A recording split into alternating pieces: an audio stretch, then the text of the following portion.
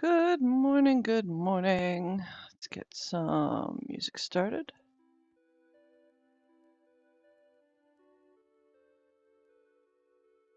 Okay. Boop-a-da-boo. Let's get some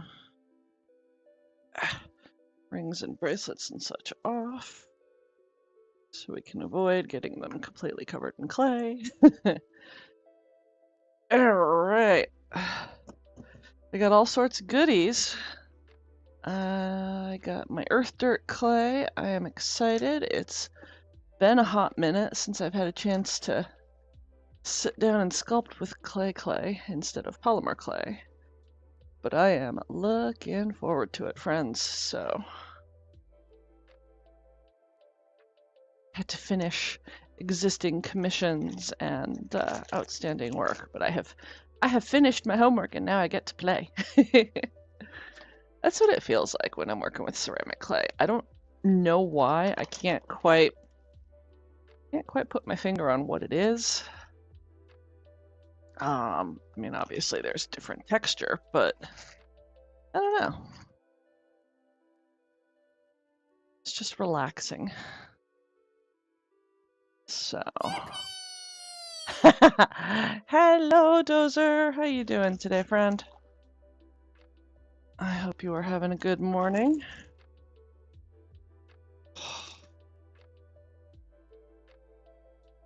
Ha ha ha.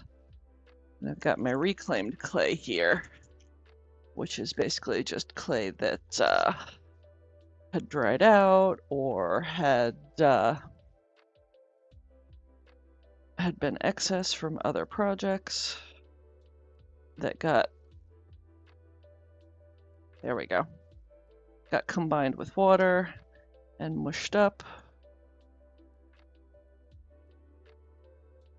And it was really, really wet. Then I let it dry out a little bit, and now it is just about the perfect consistency to sculpt with.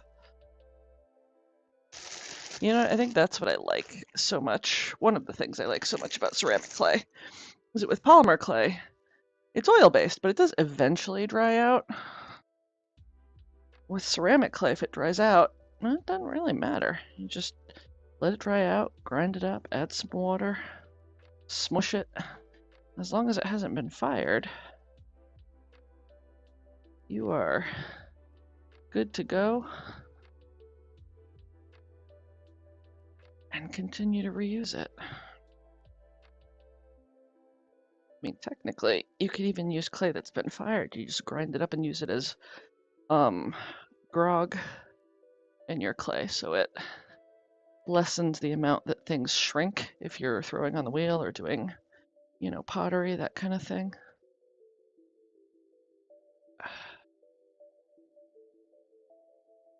Mix this up, get the air bubbles out. Oh, that's perfect. All right.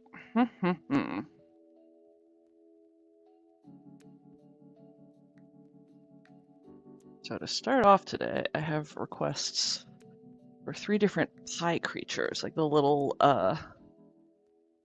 dudes that vent the steam when you're making a pie.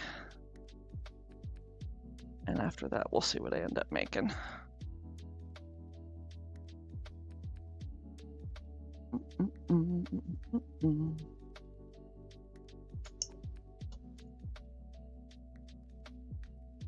This is so much less efficient than thread. And you know what? I'm gonna do this because otherwise I'm gonna end up dorking up and cutting my finger, and that would not be a good way to start this day or this sculpting session. For real, I don't have thread anywhere up here? That seems impossible. Alright, well, what I do have, a little weird, but I have some ribbon.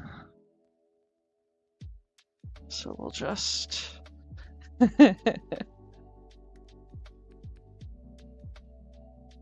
This is like the epitome of artists make it work.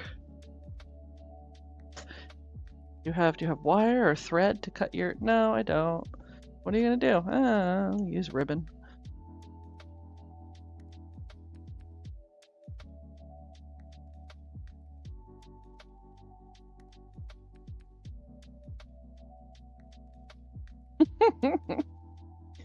See, it works. Silly, but it works.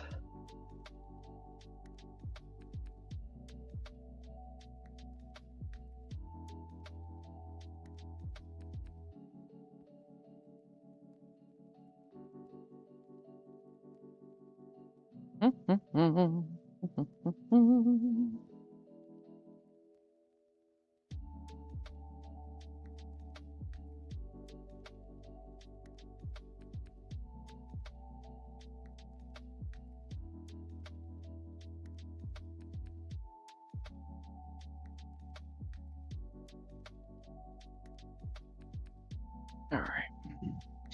So we're gonna put the rest of this back in its bag.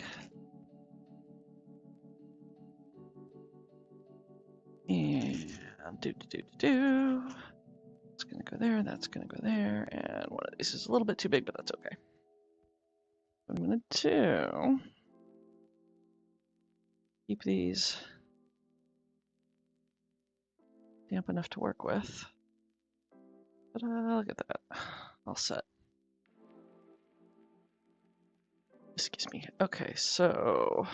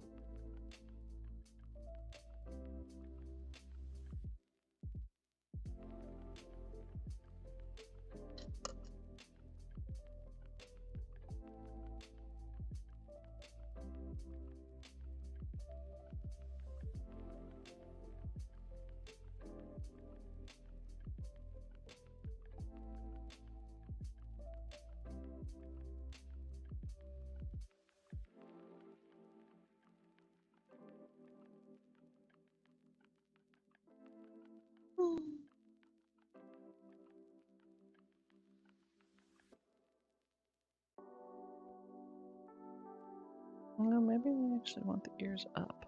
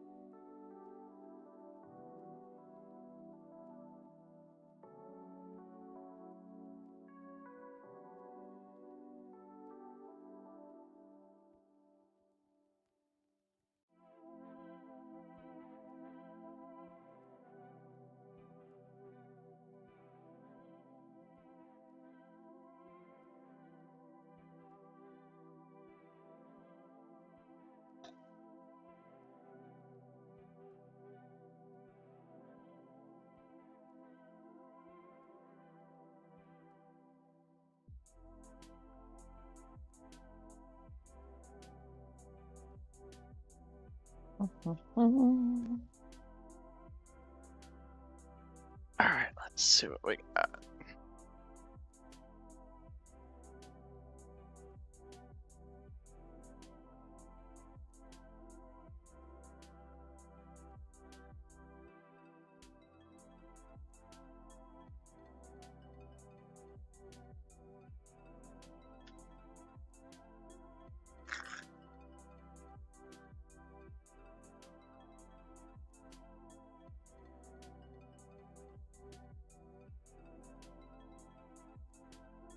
Flinging my tools, what can I say?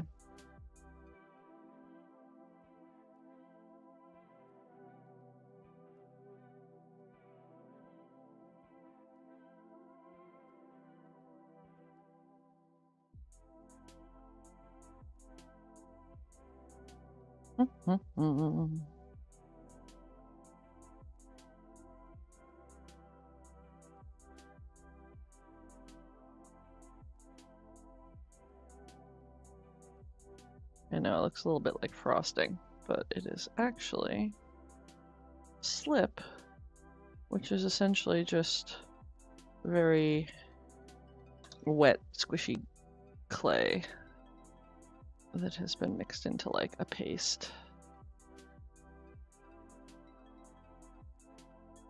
And that is how we get things to stick together.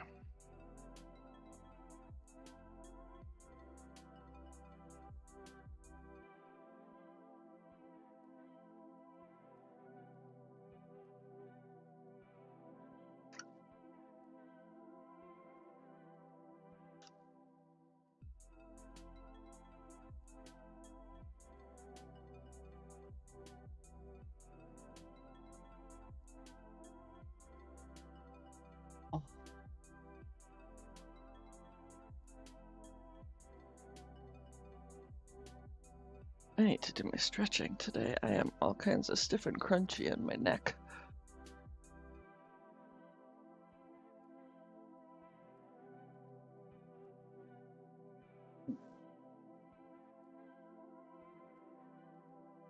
No, because these are for events, so I don't want anything super crazy on the bottom.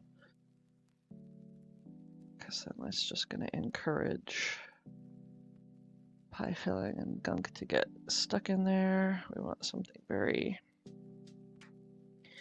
kind of stripped down and smooth and simple. So maybe I shouldn't even do those. Well, No, I'll do.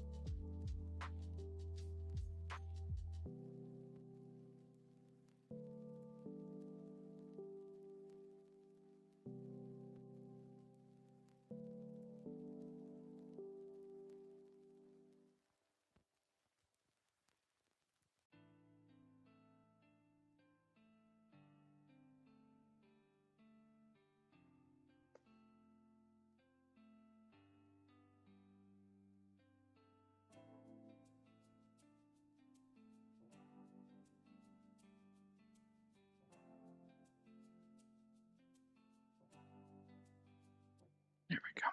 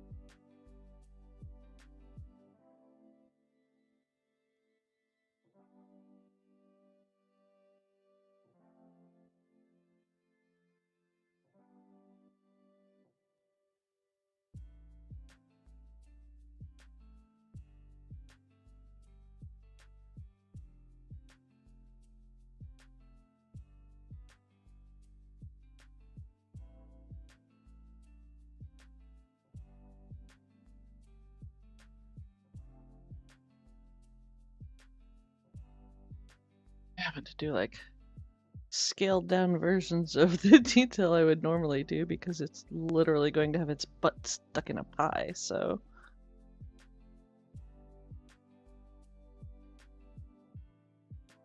Just do kind of the suggestion of leggies.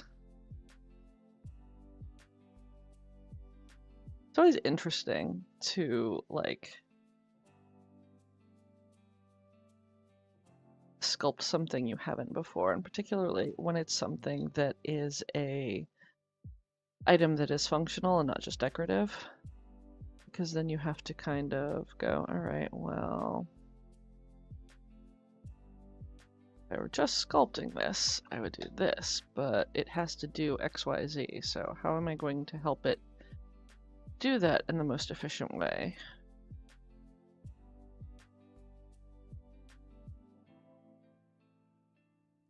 Without making it unable to do its job. So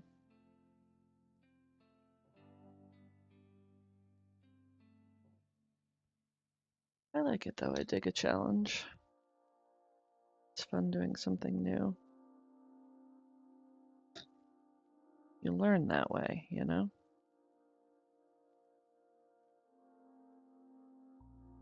All right. I need to, oh, ow, there go my headphones. I need to do kind of a suggestion of a tail back here, and then, you know what, I'm not even gonna additional sculpt it. I'm gonna subtractive sculpt it and just kind of carve a suggestion of it.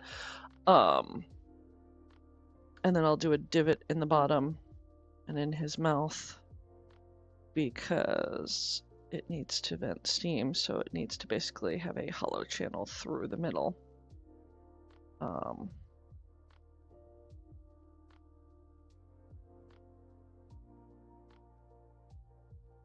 Then we'll let him dry a bit before we start trying to carve out his insides, because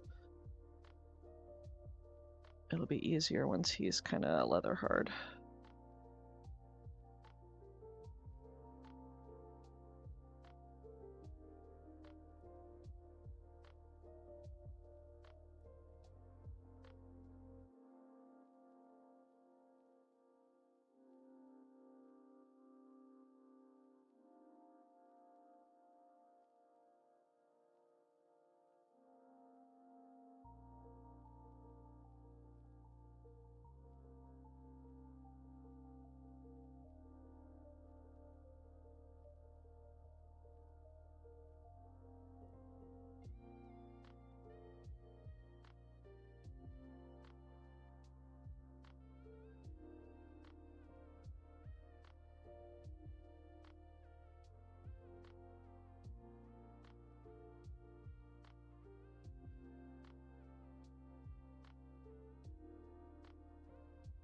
There we go.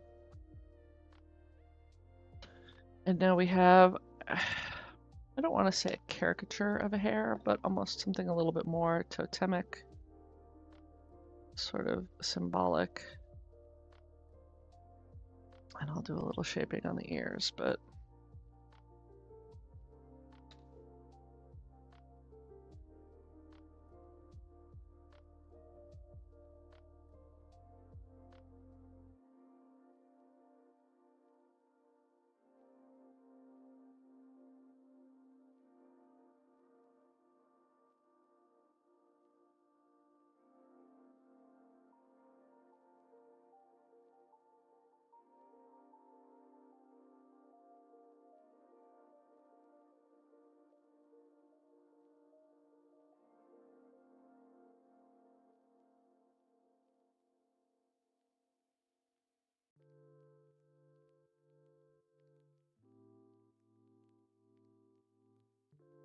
okay.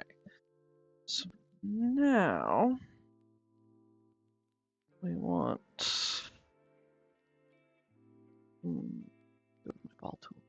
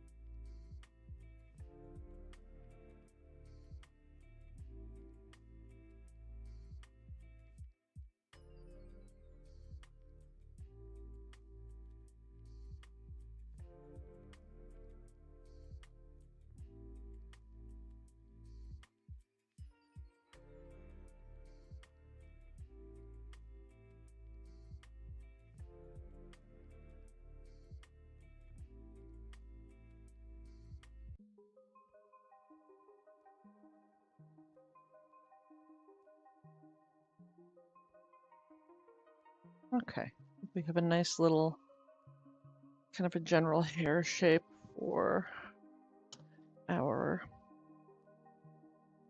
pie vent, and now we're going to attempt to do this in a way that doesn't totally muck up his head.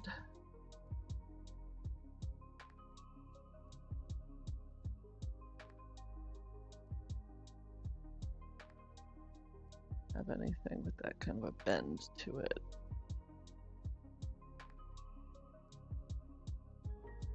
No, but I do have wire. Let's start off with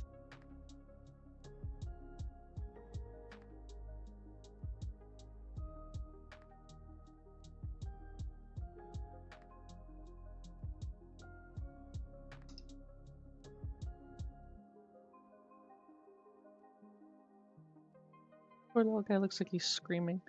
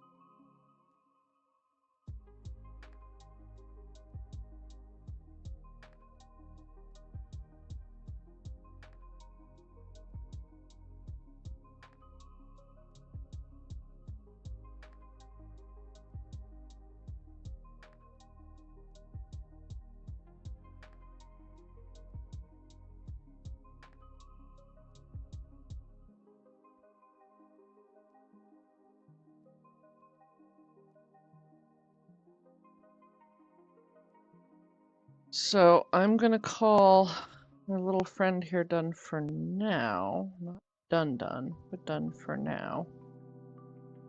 Because I need to have him dry a wee bit before I can finish hollowing out the channel for the vent.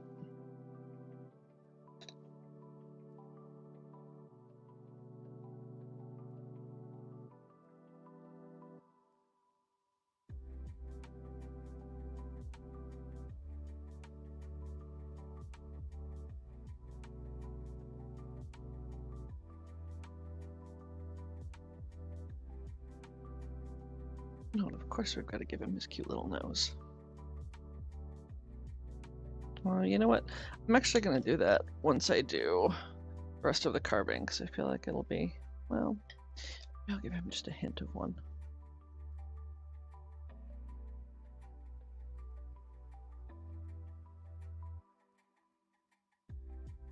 Okay, and I can clean that up and make that a little more defined when I go to carve the inner channel, because it'll be a little drier by then. So there's our hair pie vent, and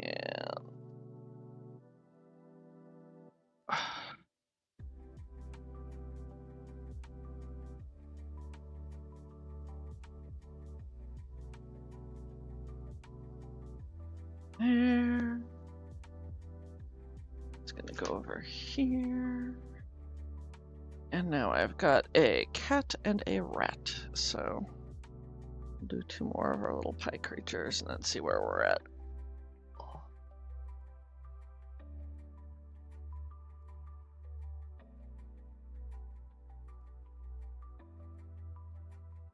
I woke up this morning with a headache creeping, and I took some some migraine meds just to kind of try and cut it off at the pass. We will see in a while whether it was actually effective or not.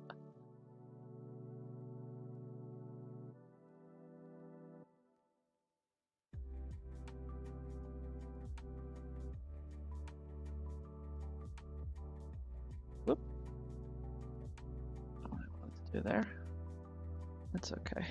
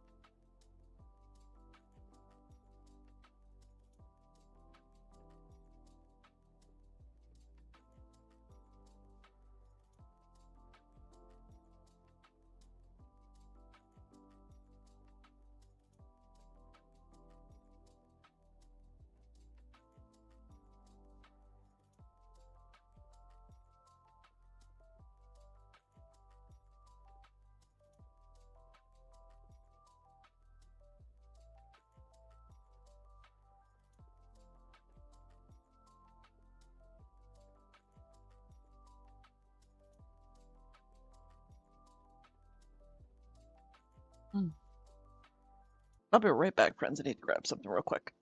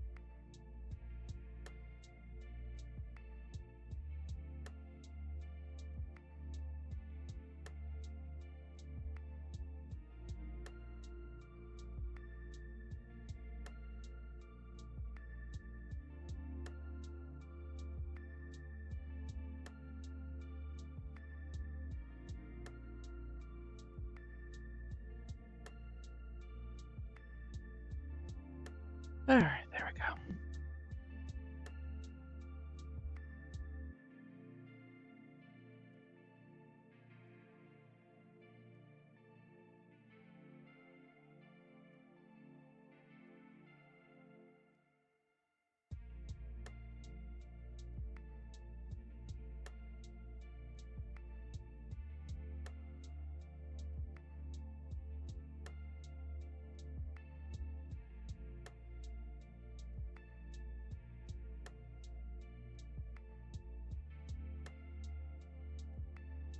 When we start feeling the creep of the migraine and go, over-the-counter meds aren't working. Time to bring out the heavy hitters.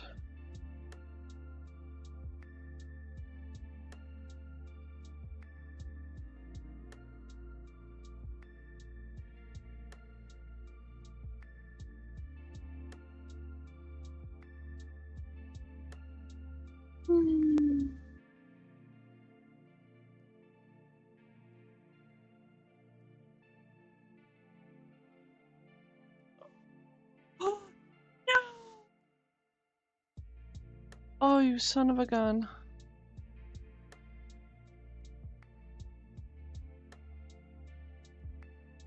Well, when you knock something over onto a previous sculpt. Alright. It's not so bad. It is not as bad as it could be. I'll take it.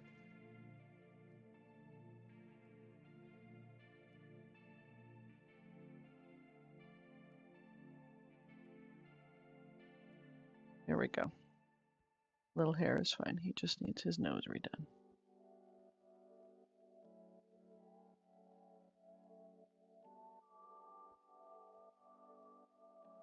It's funny, because they're shaped in such a way to, like, vent the steam, and so it's just a...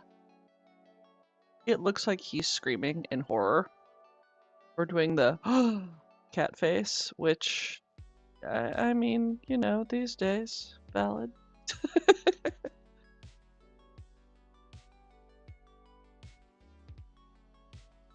We all feel that way, little hair friend. Or most of us do.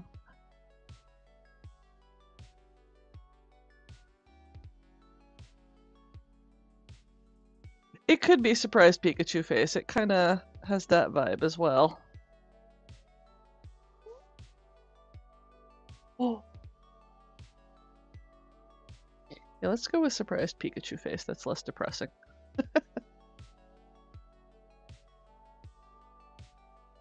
Okay.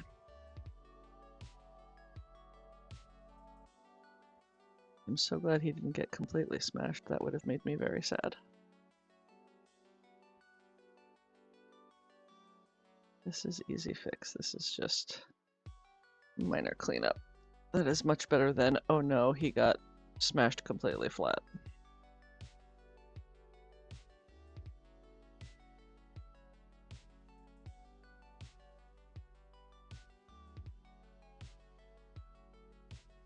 Okay. Back over there you go. Back over here I go.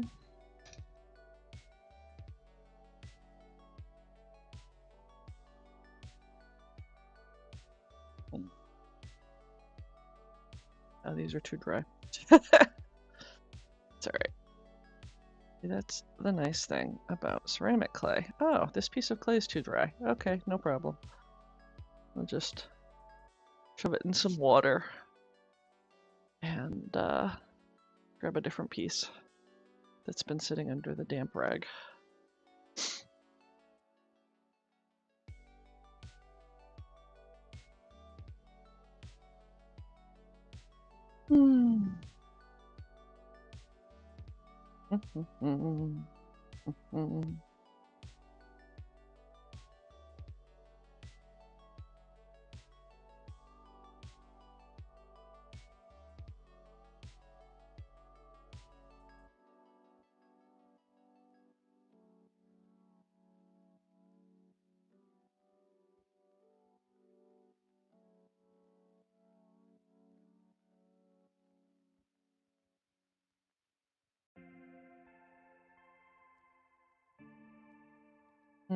I tell you, I love the snow and I love the winter, but any kind of weather definitely does carry with it the possibility of, oh, pressure's being weird? Cool, awesome, hi, migraine! Nice to meet ya. Because my brain meat definitely does not like pressure changes being wonky.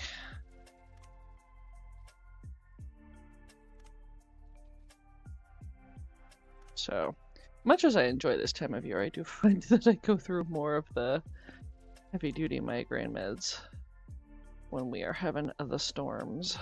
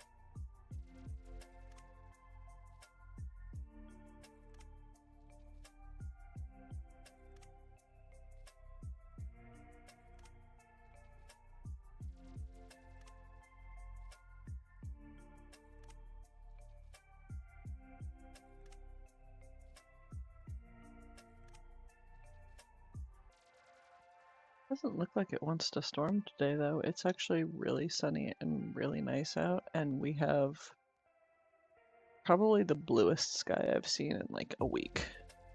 We've had that weird snow, kind of whitish gray sky for almost a week at this point. And so looking outside and just seeing a sea of blue, like bright blue sky. One of those, oh, the sun has come back. Oh god. We still have over 2 feet on the ground. Probably close to 2.5, and that's with some melting and some, like, I almost want to say condensing, because this last storm was very heavy wet snow, so it kind of moistened what we had left on the ground that was iced, and it sort of scrunched it all down. But there's easily still 2 feet on the ground because the dogs are bopping around in the backyard, and it's still like chest deep on the pity mix. So, and she's tall.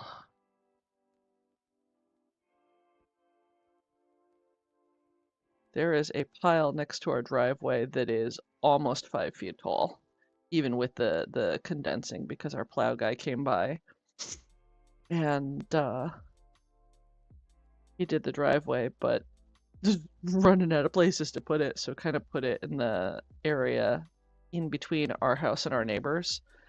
And when I went out to the car yesterday to do a grocery run, I'm looking at it going, it's almost to my head, and I'm 5'5". That's insane.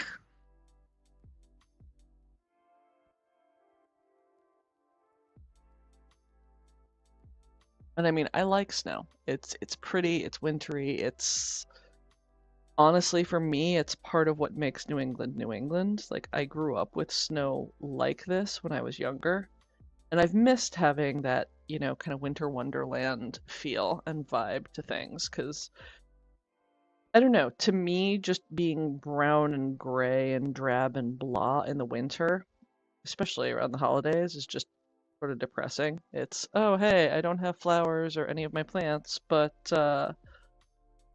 we also don't have snow. This sucks.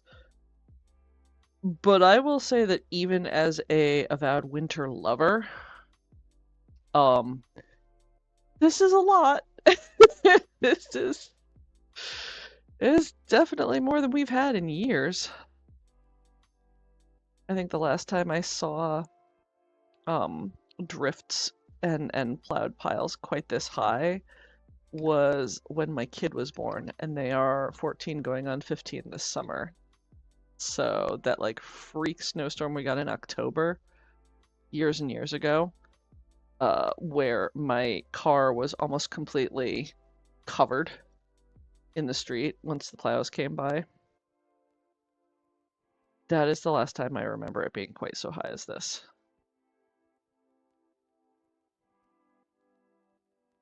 And so it's kind of insane to me to see this much.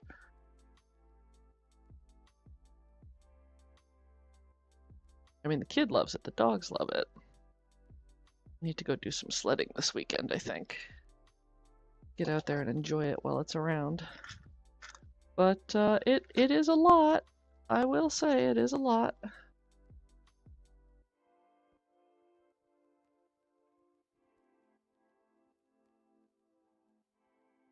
It's funny, when we first got this most recent on the ground dump, the really heavy stuff, partner went outside and was trying to at least get to the mailbox. He got past one of the cars and came in and went, I could feel my heart racing. And I went, nope, nope, we're calling the plow guy. Keep your ass indoors.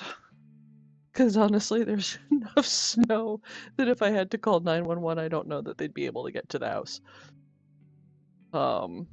And that is not a gamble we want to roll the dice on, so screw it. Pay somebody with the machinery and the technology to just come and let the machines do the work.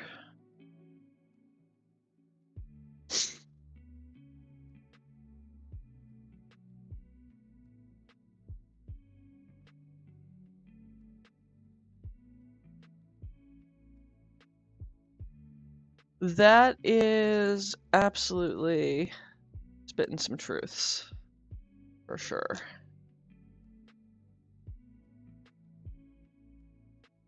Having a snow day and being able to just play out in it rather than going, oh, I have to dig the car out because I have to get to work because, hey, I have bills that I need to pay.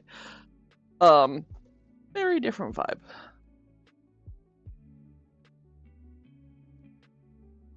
I was actually kind of amazed. His workplace allowed them to work from home 3 days out of the week because of the amount of snow and because of, we would have some of it melt and then it would refreeze overnight because the temperatures have been pretty consistently cold here. So it would melt a little bit during the day and then refreeze at night. And then suddenly everything's black ice. Plus the town he works in, their plows are not great, and it's a city, it's a lot of one-way streets. So there was a parking ban, which I think might actually still be going. So the university just said, yeah, no, stay home, work from home if you can. Keep your cars off the streets because our plows are having a hard time as is. But they typically tell the workers, oh, well, if you want to stay home, go ahead, use a personal day. They don't just say work from home. So it was bad. It was bad enough that the university actually said, we're not going to make you use your personal days. Just stay the fuck off the streets and work from your homes if you can. A lot of the classes were Zoom classes.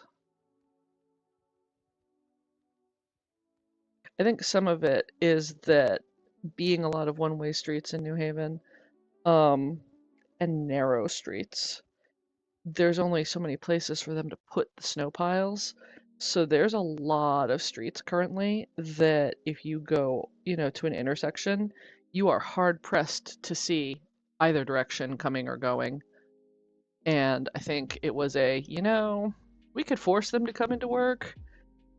There's going to be a lot of accidents. There's going to be a lot of people can't see. What we got last month was about 4 feet. Oh, 4 inches. 4 inches of snow, and then 4 inches of ice on top of that. Yeah, the ice is what really kind of, I think, fucked with folks. I know we got very lucky, knock wood, but I know there were some power lines down around here. We didn't get as much ice, but the wet, heavy snow was definitely pulling things down and pulling trees down that then went over power lines. I'm actually glad it's sunny and warm now to maybe melt some of this down a bit.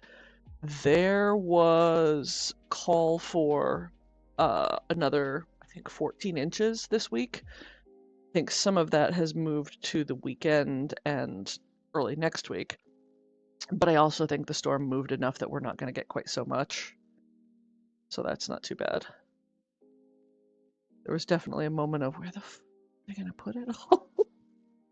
Because going to the grocery store, fully half of their parking lot is just piles of snow. Half of the parking spaces are just buried under literal mini mountains of snow just because there was so much of it. There wasn't any place for the plows to put it. And so people are going to the grocery store going, parking lot's full. It's actually not. The problem is the snow is on top of half of the spaces.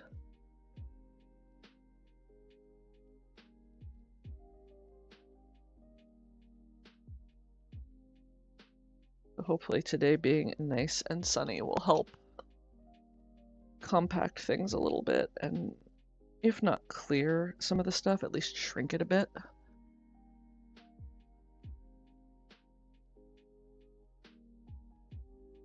Oof.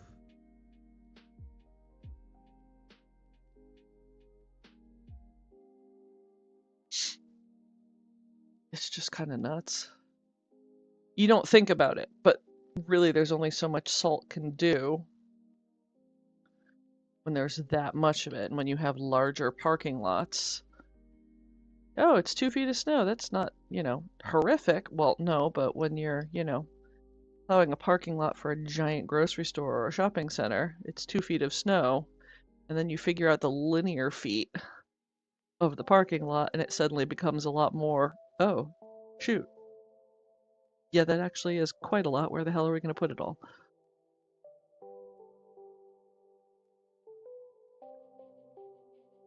So it's been interesting. And the more of a city you have and the more the streets are narrow, the fewer places there are they could shove the snow without blocking people being able to get out of streets.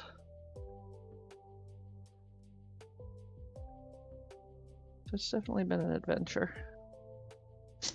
It was pretty when it first fell, though. It very much did look like your classic New England Christmas card. We've got a giant white pine in our backyard that I planted Arbor Day back when I was in, I want to say like 5th grade. So it's been a hot minute. I had an amazing homeroom teacher who brought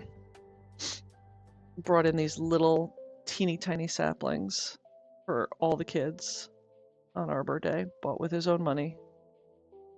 And a lot of the kids just kind of like were jousting with theirs on the bus ride home, or flung them out the bus window, or, you know, tossed them. And I was like, no, it's a baby tree. I'm going to plant it. So I came home and I asked my dad where we could put it in the yard. And it was all the way in the back. And it was just the tiniest, most scrawny, scraggly looking thing. And now, multiple decades later, it is taller than the house and just huge. And it's neat because when we get heavy snow, that bottom layer of branches gets pulled down. Oh, it was so a Charlie Brown. Like, I don't even think it was a Charlie Brown tree. That it aspired to be a Charlie Brown tree. It was just this tiny little sapling. But now when we get decent snow, that bottom layer of branches all comes down and gets covered. And it almost looks like just a magical fairy tree fort, because there's snow all along the bottom branches and they're all touching the ground because it's so huge. But there's this massive area in the center if you can kind of duck under the branches.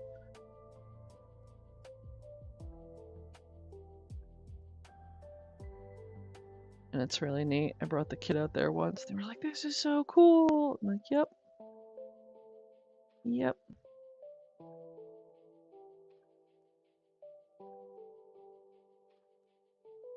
I actually keep trying to get cuttings. I have a friend who I got some of the pine cones to, and I don't know that she had any luck getting any of them to root, so I've been just consistently trying in the very, very end of winter, early spring, actually about this time of year, to go and take some cuttings and try and get them to root. Because when we move, I do not want to leave that tree behind. But at the very least, I want to bring, you know, a cutting from that tree with us.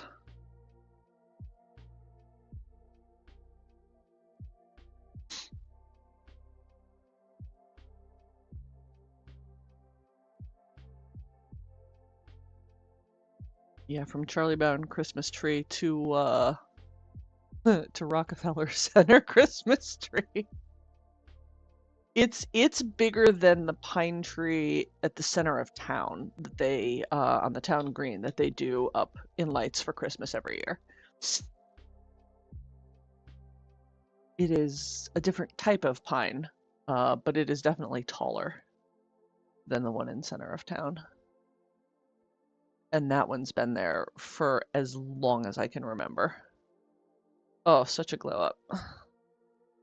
I mean, I remember the first winter, after it was planted, we didn't want it to get frostbitten, so my dad had a bucket that, like a giant, you know, one of those old Home Depot buckets that he put over top of it and propped it up with some cinder blocks so that it could still get air.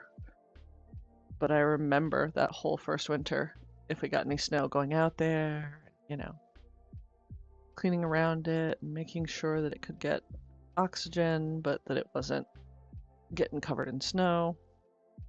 Babied the hell out of it. Lugging that giant watering can back there just to make sure that it didn't get burned or too dried out over the first summer.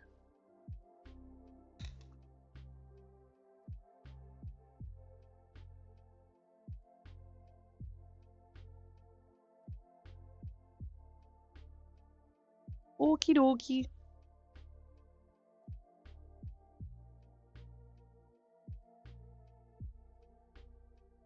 Have a good rest of your day, hon. Oh, stop falling over. Stop it, cat, you drunk.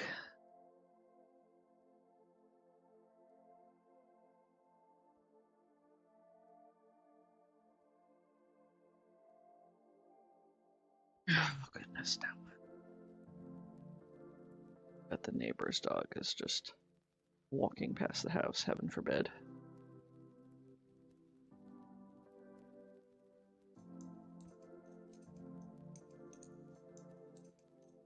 Not even.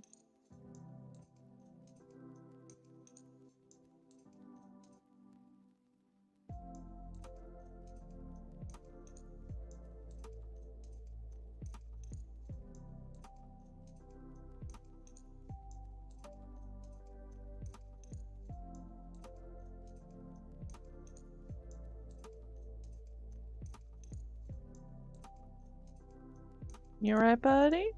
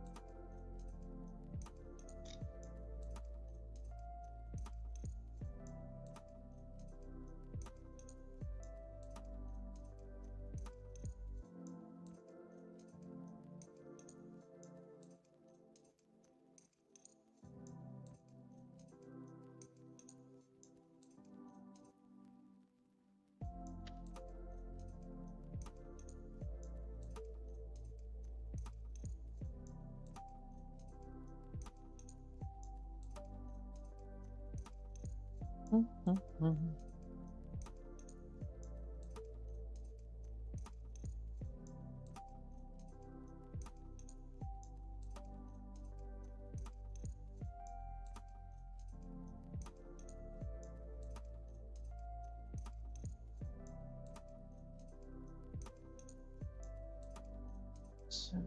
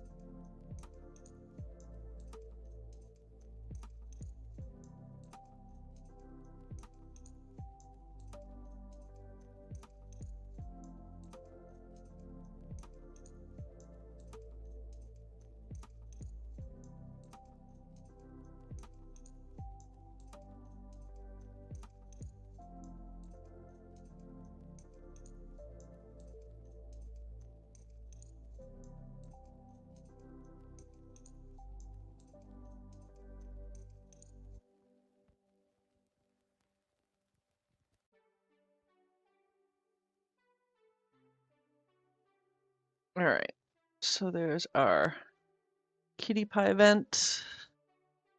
Now we need Mr. Rat.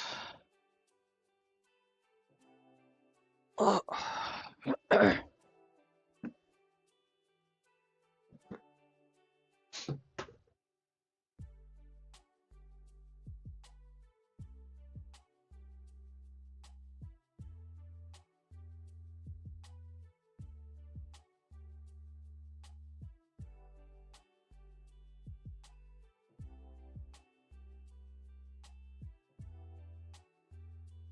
Give me 1 second. Take a little sippy.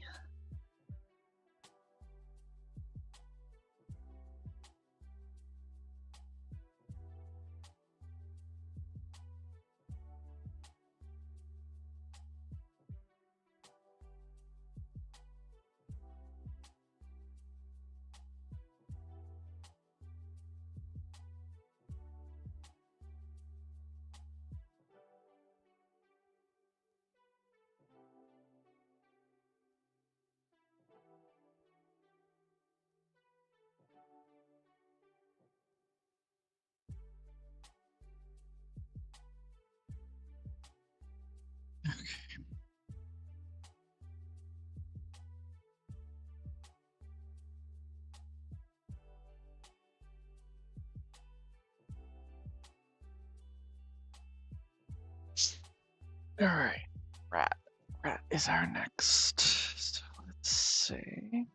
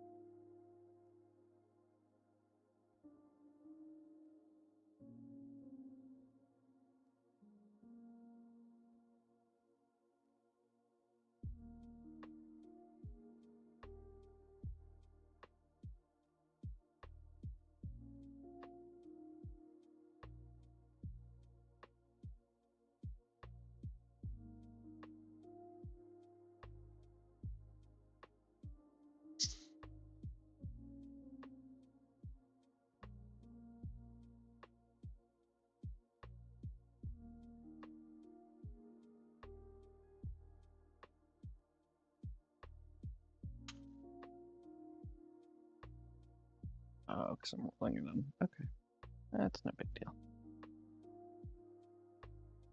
It's like, why am I getting these funny little dimples in my clay? Duh, you're rolling it on something that is not perfectly smooth. It's got lumps of clay under it. Oh, right.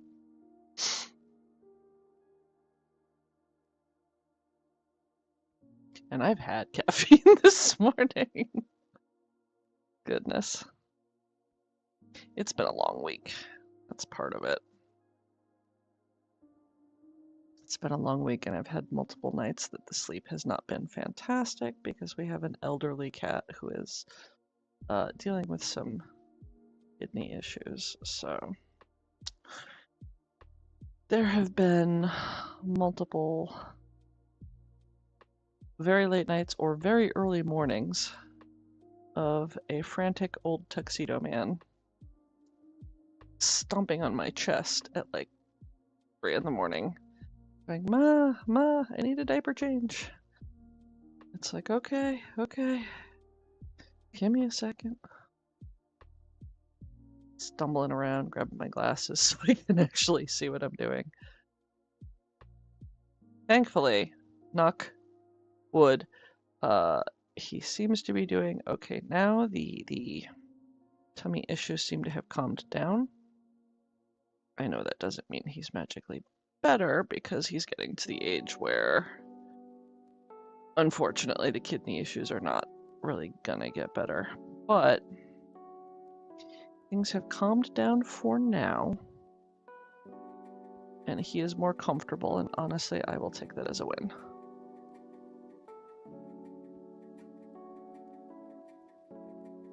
Because really, there comes a point where it's like, is the fur baby comfy? Are they not in distress? Yes. Are they happy? Are they getting snuggles? Yes. Okay, good.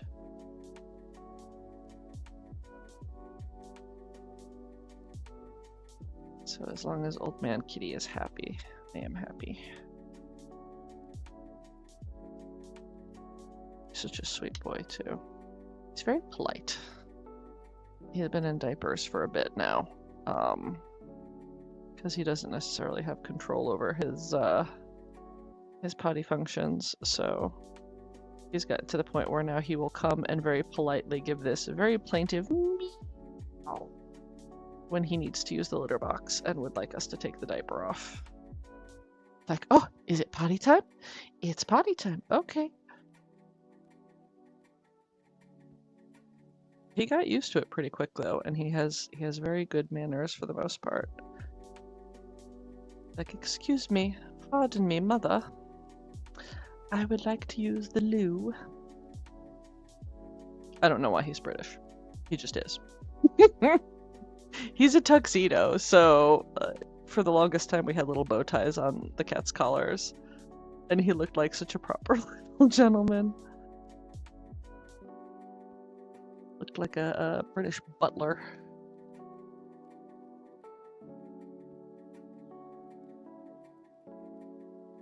So now I kind of headcanon him as having a very proper British accent or English accent.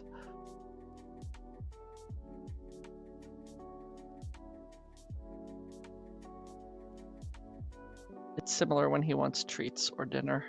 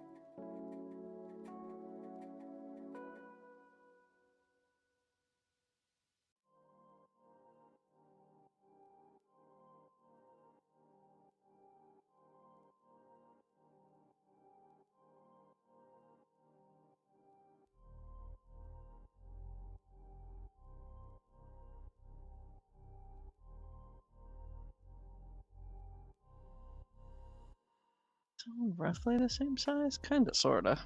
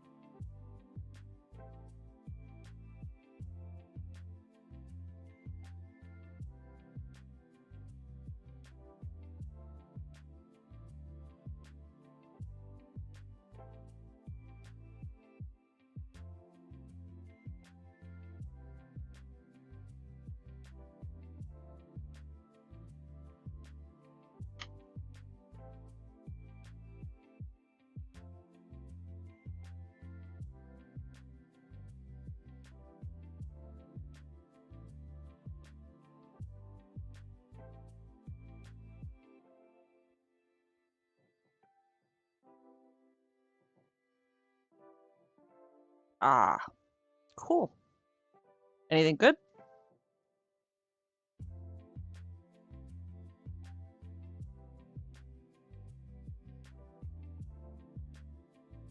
I ask, realizing that I wish we had a noodle place closer by.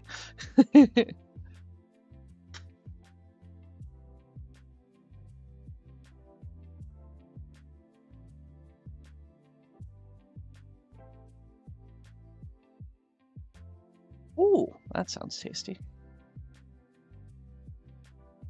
There was a Thai place very close to the house that I used to go to all the time, to the point where the owner uh knew me, knew my kid, and his wife was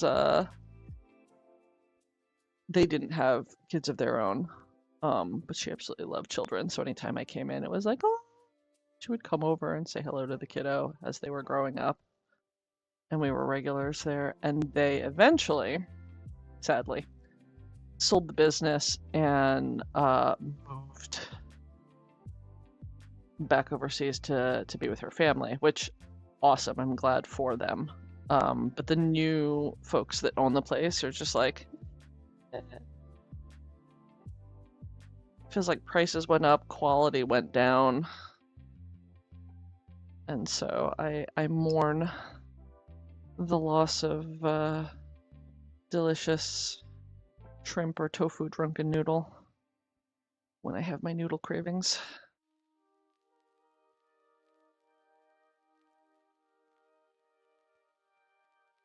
So we do have a decent Indian place right around the corner that opened up in the past year or so, and they are quite tasty. So not a bad consolation price. Samosas and kari rolls are delicious.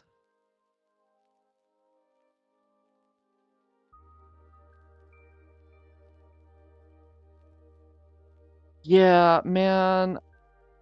It's funny because I remember I couldn't tell you what year it was, but there was a year that I went to Furthermore and there was a little pho place around the corner.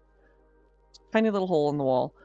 Some of the best pho I have ever had. And we really don't have any place like that around. I mean, there's lots of different food in downtown New Haven. Um, but I have not managed to find a pho place.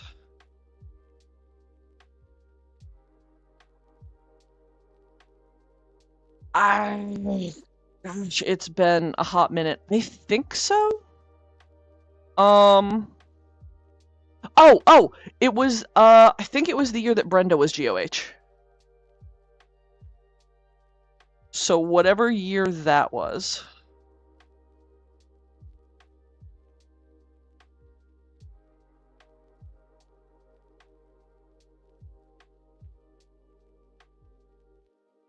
It was that year or one of the bookend years, like the year before or the year after.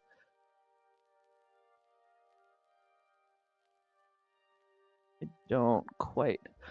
Brenda Lyons, Wind Falcon.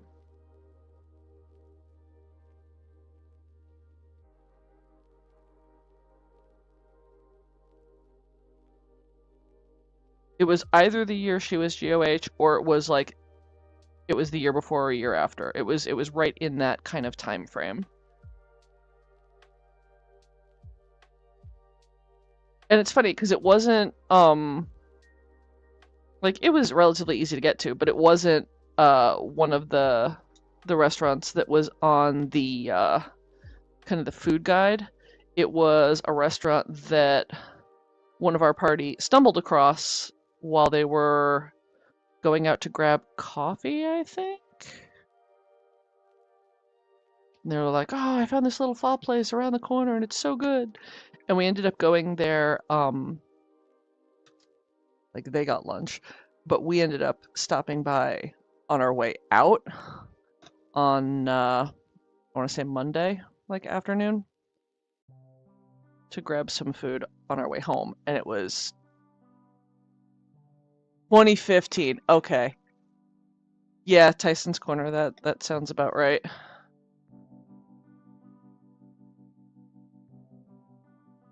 That was a good fucking location for like easy, accessible food options. Like just a lot of different good food options. It was really nice. That's always something that's just so appreciated when I do conventions, especially as a vendor, having places close by that like one of the runners can go and get lunch that isn't necessary or dinner that isn't necessarily the hotel's restaurant. Yup, I remember that. I remember that ironically enough, because our kiddo was very young at the time, and they were perfectly fine when we got to the convention. But I want to say Saturday night, um, Saturday night or Sunday night, they started running a fever, and I was in a panic. And they had, I will always remember this. They had peppermint tea, and we had like the baby liquid Tylenol. Wasn't bringing the fever down. Um, it wasn't horrible, but it was enough that they were cranky and they were fussy.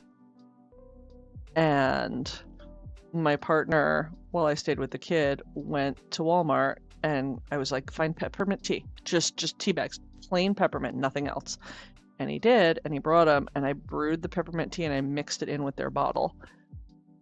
Like that. Temp dropped, fever dropped. And they were able to sleep through the night, and we made it through the weekend. And by the time we were heading home Monday, I want to say, they were happy as a clam, like nothing had happened. But I'll always remember, oh gee, it was super convenient, like having the Walmart right. I hate Walmart, but having the Walmart right next door, and having, if I remember correctly, that whole strip had a bunch of, like, there was a noodle house, and there was a bunch of good food easily accessible close by. I think that's one of my favorite parts about AC, is that there are so many options, and like as crowded as the town gets, and as much as there is like long waits for stuff, if you're going when everyone else is running out to dinner, you are just, there's almost an embarrassment of choices with like really good tasty food options all around.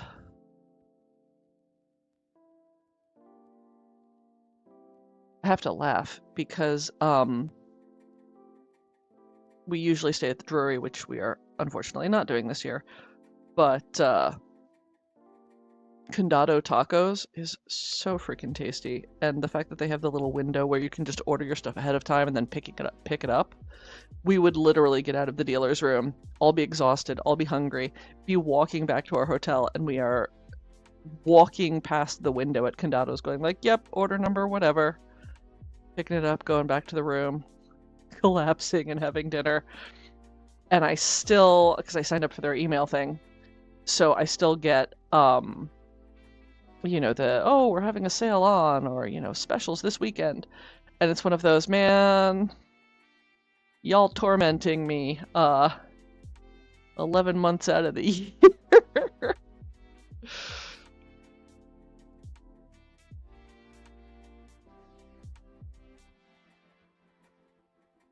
And then we get to AC and it's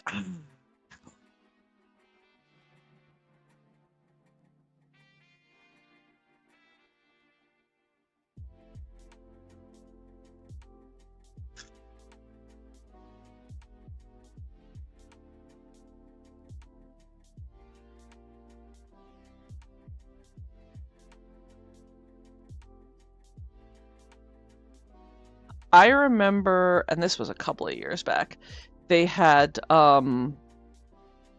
barbecue jackfruit as one of their options. And I about fell over. I was like, oh, jackfruit? I am highly addicted to jackfruit. It is delicious. Um but I'd never in all my years seen jackfruit as an option in any restaurant really. And so I got the jackfruit tacos. They were so fucking good, man. Oh my god. And it's funny because I have not seen that as an option in any of the years following. And I am just devastated because they were so damn good.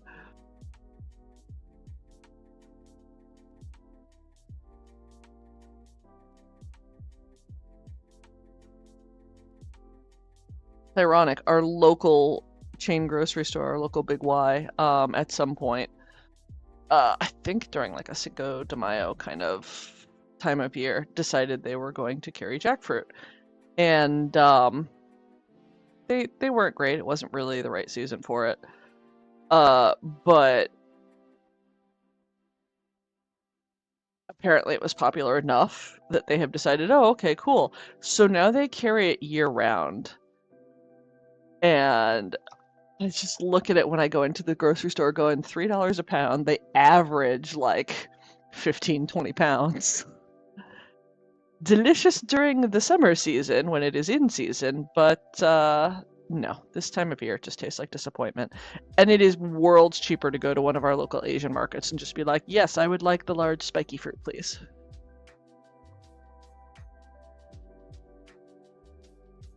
Woof. I have actually not stayed at the Westin in any of my years going to Anthrocon. I have had friends that have stayed there, and everything I hear is, oh, it's amazing and it's fun and it's a party.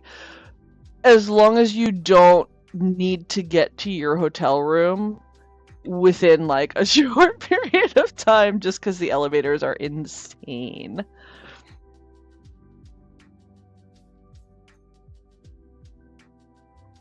It's a beautiful hotel. It really is. But like, holy crap. The times that I have gone in there to meet up with friends, it is so like just elbow to elbow people.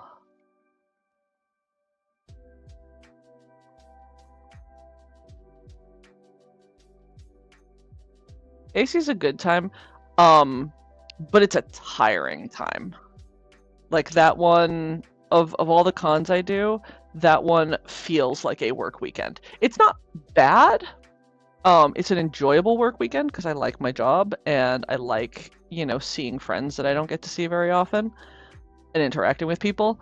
But it definitely you feel like you're on and you're going pretty much from the time we get in town to the time we leave on Monday.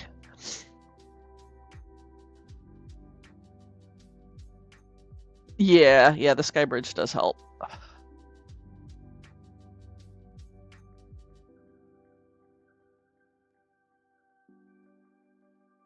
My big thing is I'm usually working conventions, so by the end of the day, when I am ready to crash for the night, I am absolutely ready to crash. And a lot of the party hotels just, God, I've had years where, not as much at the Drury, but at other conventions where we go to crash for the night. The artists have been up all night working and doing art and working on commissions, and we're finally ready to sleep.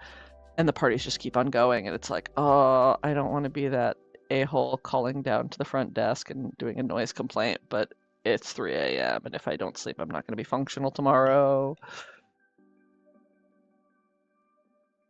Usually we just kind of go next door and knock on the door and be like, hey guys, we've got some artists that are just really ready to crash for the night. Can you just kind of dial down the decibels a tiny bit? And people are usually pretty good about it.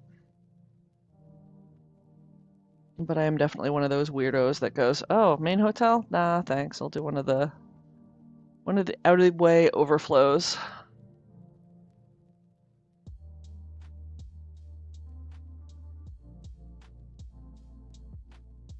I am all about staying up late, but when I hit the wall and I need to crash.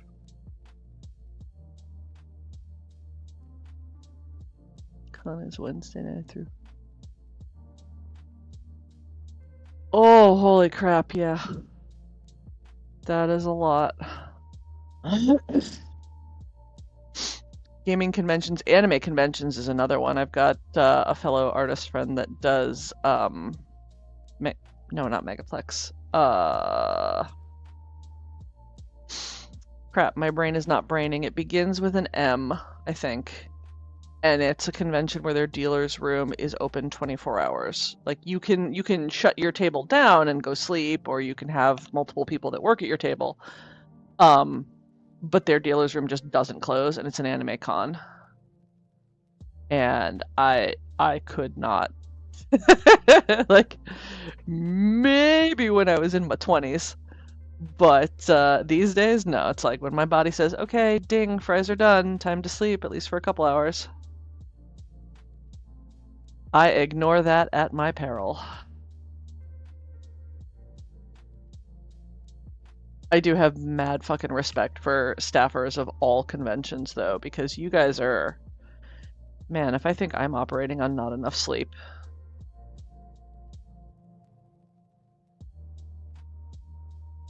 Hats off to y'all.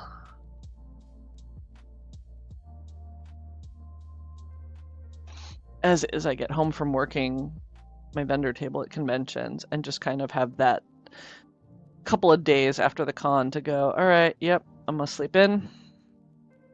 I'm gonna like catch up on sleep, try and patch up the sleep deficit of the past weekend so I can be a semi-functional human being.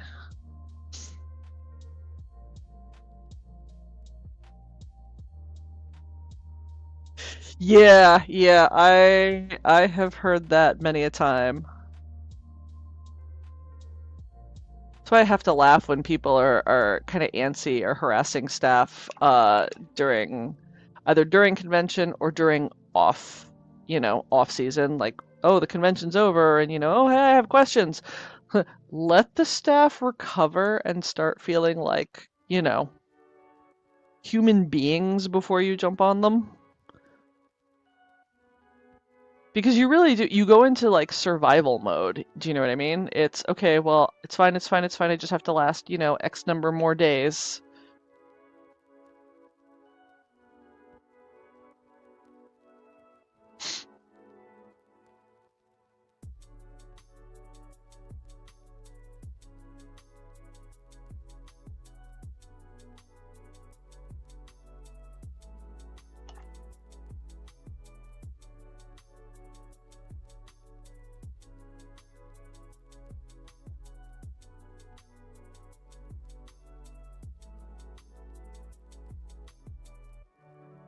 It's definitely a hats off to staffers for being able to keep the customer service face on for that long and not just fall over asleep.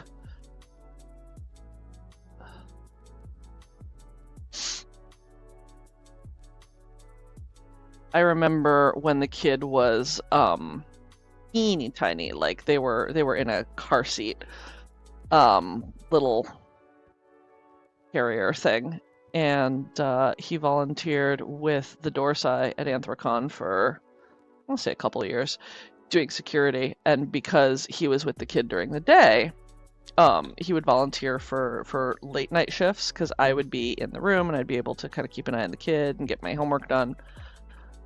And just, holy crap. The sleep deprivation.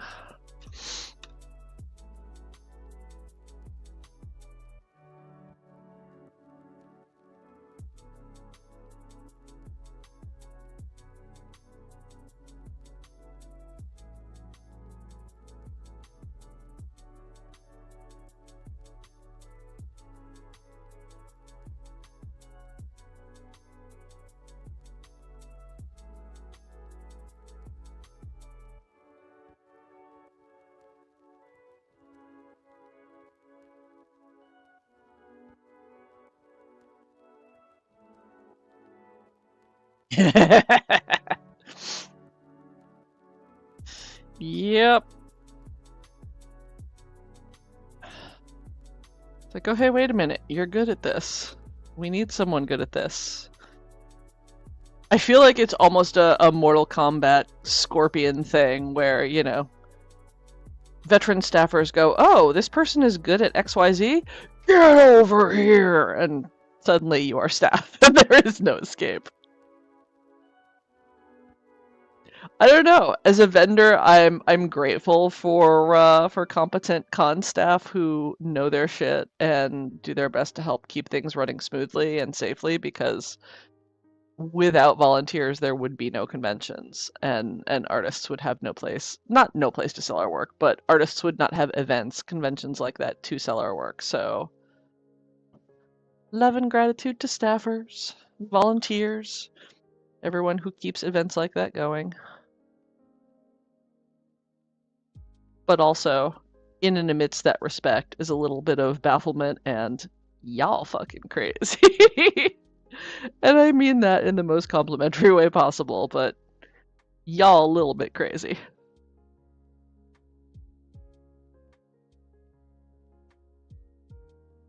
I almost think that's like a job prerequisite, though. Yeah, yeah, really, genuinely. It's one of those, you don't have to be mad to work here, but it helps.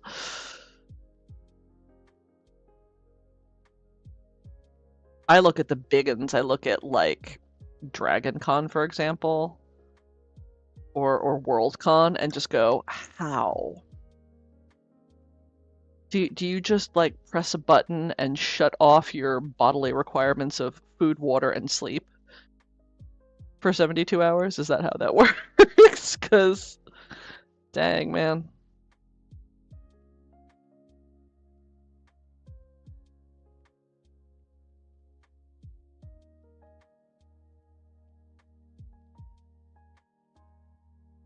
I feel like people who work conventions, people who help run conventions, should absolutely be able to put that on their resume as a job skill. Like, puts out fires, is able to run on 6 hours of sleep in a 72-hour period.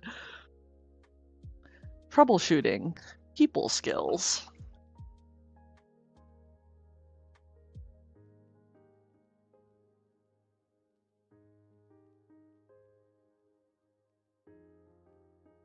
Conflict resolution. There you go. Find all the like fun, polite, resume speak for, I put out the dumpster fire and make sure everyone's still breathing and can walk away.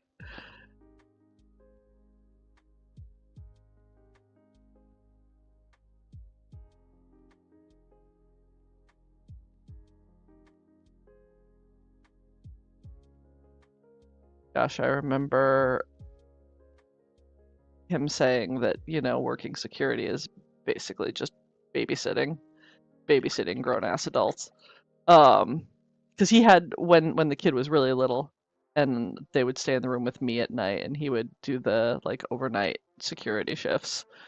It was getting people back to their rooms, oh, do you drink some water? Yeah, okay, take another sip. Uh-huh, uh-huh. Do you have an emergency contact?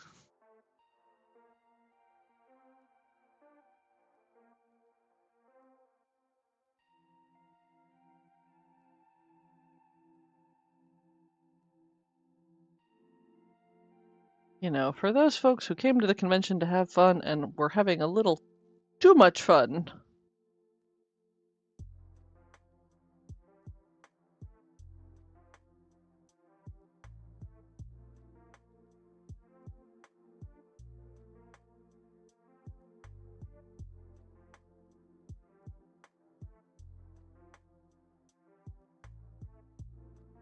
I feel like that's a video someone needs to do.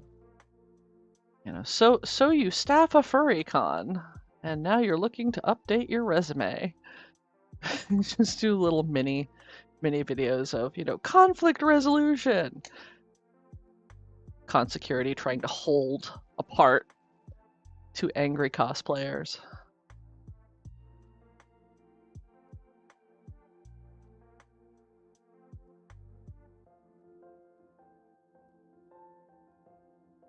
What we say on our resume, what we mean.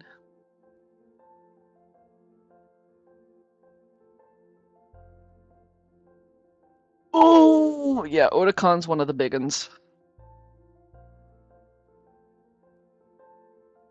Otakon is definitely a holy crap, that's a lot of bodies.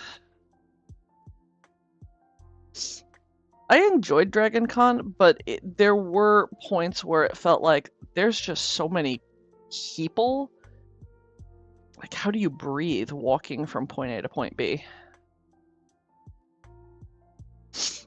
I think that's what I like about slightly smaller cons, is that you can... for one, you have time to check out panels and things, but for another, you don't feel like you are running and trying to make your way through a rugby field just to get back to your hotel room or to get, dinner.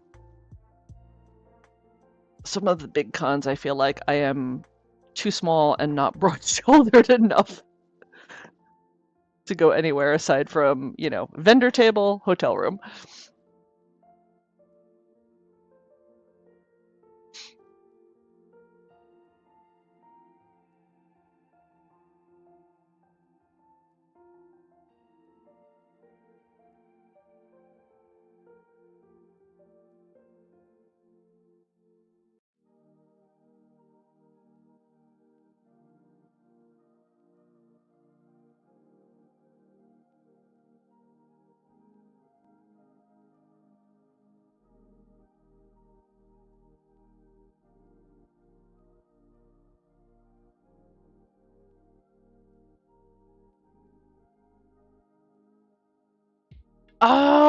Oh gosh. I'm trying to think. I feel like we did the Maryland Renaissance Fair once for a day years ago before the kid was born. Because we were at Furthermore and we were like, the heck with it, let's... Gosh, that was probably before I was vending. Oh my god. I feel old. Hey, Briar. I am I don't know what's up with my setup. I need to tweak it because I'm upside down. I am making a pie rat, and not pie rat like as in yar yo ho ho, but as in the thing you put in a pie to vent the steam. So there's a hare for Zay, and he asked for a cat and a rat. So I've got our little kitty pie person. That's why they're really simplified. They're not like crazy detailed because this portion of it is going to be in a pie. So to make it easier to clean, I'm just kind of subtractive carving and trying to keep them as smooth and streamlined as possible. They need a nose. Actually, they're dry enough now for me to do that. Yeah, I somehow got on the subject of baking and stuff with Zay, and they were like, oh, what were we talking about? I think the brown sugar keepers, the just unglazed like terracotta discs that you put in your bag of brown sugar to keep it from drying out and getting all crunchy. Or rather, I guess, to keep it from getting moisture that makes it all stuck together and crunchy. I was like, oh yeah, I have the Yixing clay. I can probably, that fires at a lower temperature and it's basically like a terracotta. I could probably use that and make a couple of fun little discs with cute designs. And then we got to talking about pie creatures, and so, wah, surprised Pikachu face.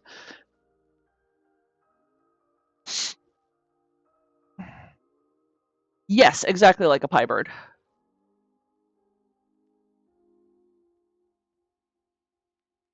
Maryland Ren Fair is in the fall. Where the hell were we that we went to the Maryland Ren Fair?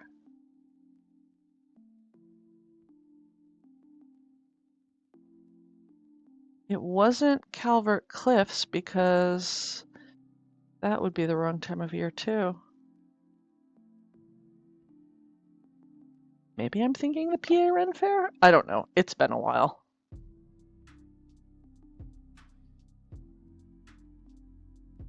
Oh! No, we're not going to say she who will not be named because that gives her too much power. Like, oh, we're afraid to say her name. You can say evil bitch. You can say evil bitch. That is how I refer to her. Or nasty lady.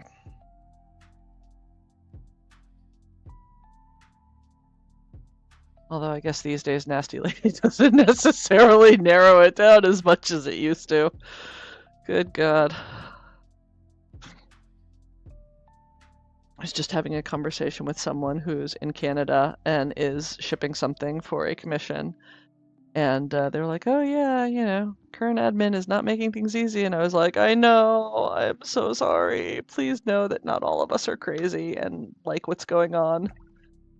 Perf author, yes.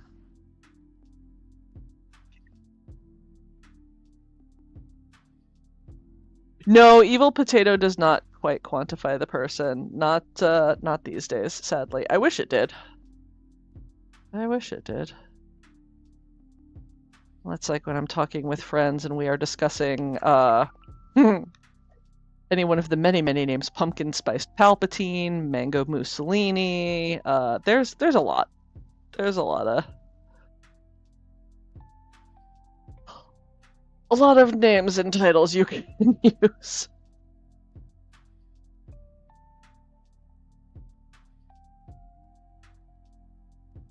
All right.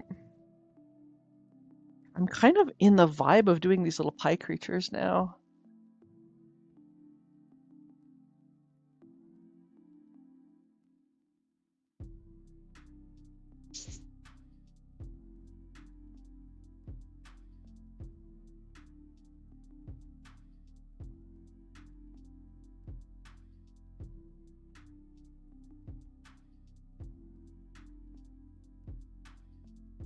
I've never made any before, so I'm hoping that these will work out and be okay.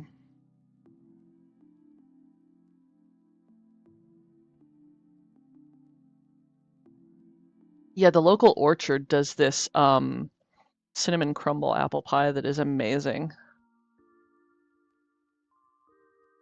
Because they have a little market on the property where if you don't feel like doing pick your own, you can also just buy containers of stuff. But their pies are quite tasty. Although as a family we were discussing doing an apple pie at some point in the near future with a single pear cut up because the kid used to love My Little Pony, and the whole the apple pie that had the pear in it. I forget what episode.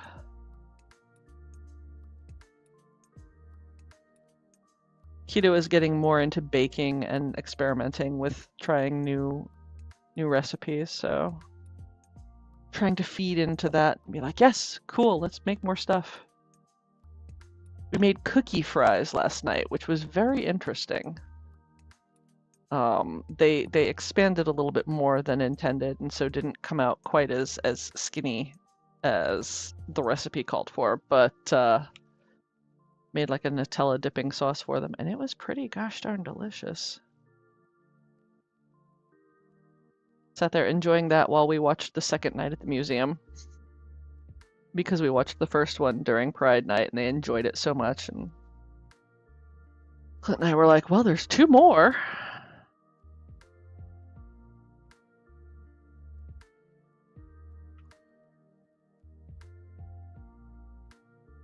It's kind of funny. They definitively have the ADHD, and so it's difficult for them to sit down through an entire movie and watch it. But I have noticed something interesting in that we've been trying slightly older movies like 90s or early 2000s with them. They really like the older movies. We watched Lost Boys, they loved it. We watched Who Framed Roger Rabbit, they loved it. It was like, oh, so maybe before we get to the, Marvel, everything's exploding all the time kind of movie, maybe that's the key. they're into horror, so we actually just recently watched The Faculty because I was like, oh, you like body horror and creepy monsters and stuff. You'll probably like this. They sat through the entire thing, and afterwards I was like, well, what do you think? That was fire. I liked it. Holy crap, really? So we have unlocked the finding movies that the kid likes. They just have to not be movies from their generation, apparently.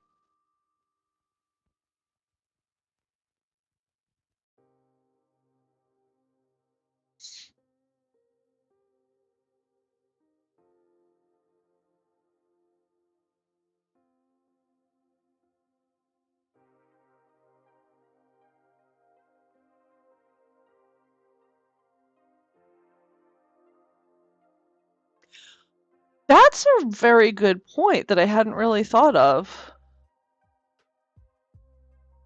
And I think some of that is the technology, like, has gotten to the point where they just have so many more cameras and they're able to just constant switching up, harder to keep up with. That's valid. I could absolutely see that. That's interesting. I hadn't considered that before, but you might be onto something there. Now that directors have more technology and bigger budgets and more cameras and the ability to just constantly switch between camera angles, they use it, but yeah, I could see that it does make it a little harder to follow.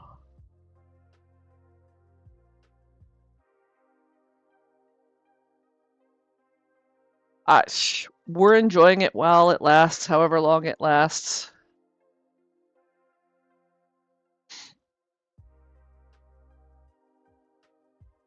They definitely take after me a little bit in the, yay, I've gone, I've socialized, I've done stuff. Okay, now I just need to veg at home and not people for a day or two.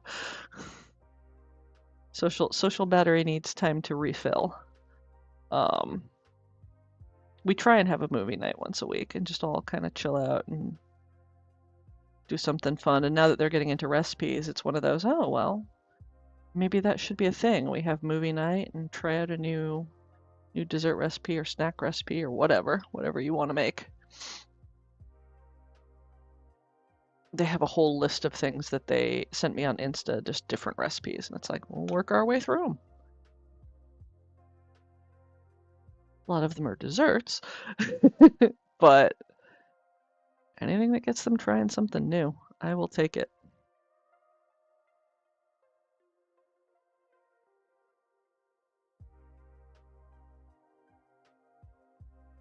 They're growing up so fast. It's crazy.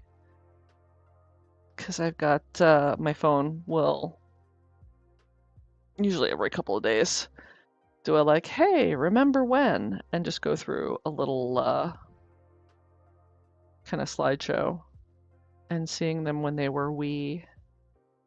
I had a friend recently actually just send me a, hey, remember this?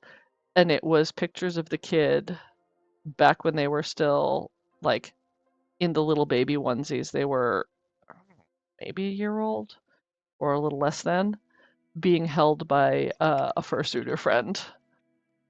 And it was a, oh my god, they were so small. Now they're damn near as tall as me.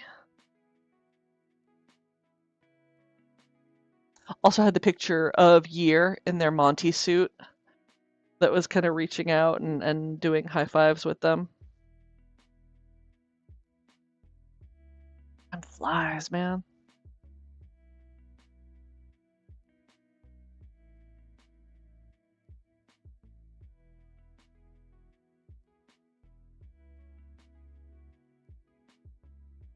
It's funny because grown-ups would always tell me that, oh, when you graduate high school, time really starts to move fast and you'll see. And there's a certain truth to that, but I think that if you have a kid, turn that up to 11. Because it goes from, oh wow, time's going a lot faster than it used to holy shit, what do you mean that was a decade ago? You blink.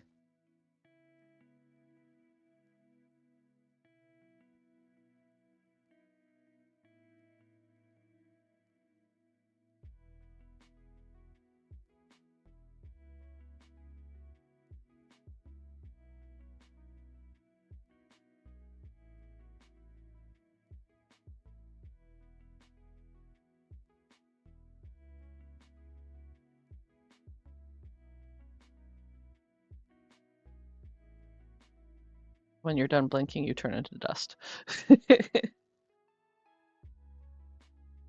Especially when you hear your kid listening to Sir Mix-a-Lot and you go, oh, I didn't know you liked that. Oh, yeah, I like old music. Critical hit.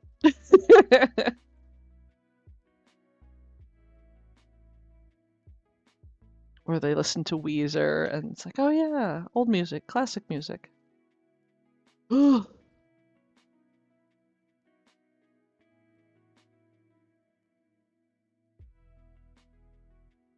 Sorry, I'm not old, I'm vintage. Psychic damage indeed. Indeed. Now that I volunteer multiple times a month with the Teen Pride group, seeing some of them, refer to like, oh yeah, blah blah blah, classic oldies. Dude, it is psychic damage on a weekly basis. It's like, it's alright. The stuff that we enjoyed is cool again. I'll take it.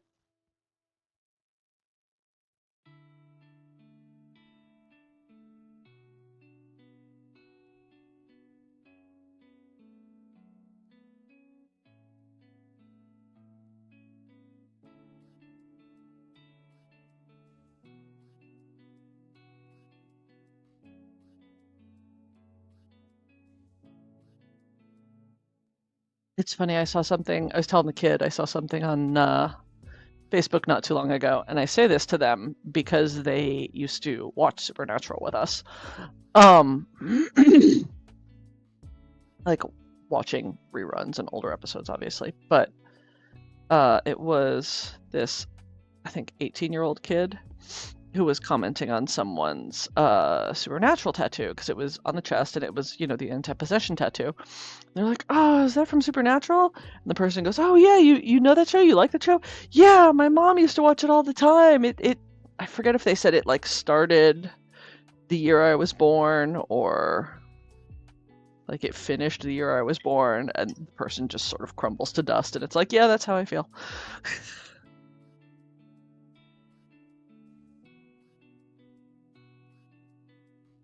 Alright. That is the 3 of the pie critters that I needed to make. I want to make another one. I do them a little bit smaller. I probably have enough for 2 here. I'm gonna make pie dragons.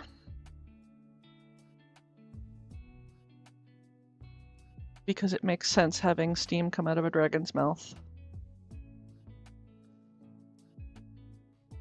These too small? No, never mind, they'll work.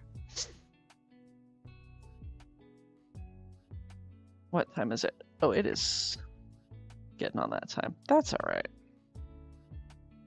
I'll be okay. We have Pride tonight, but thankfully I am not in charge of the craft, so I don't need to scramble as much. I need to go to the grocery store and get some fruit.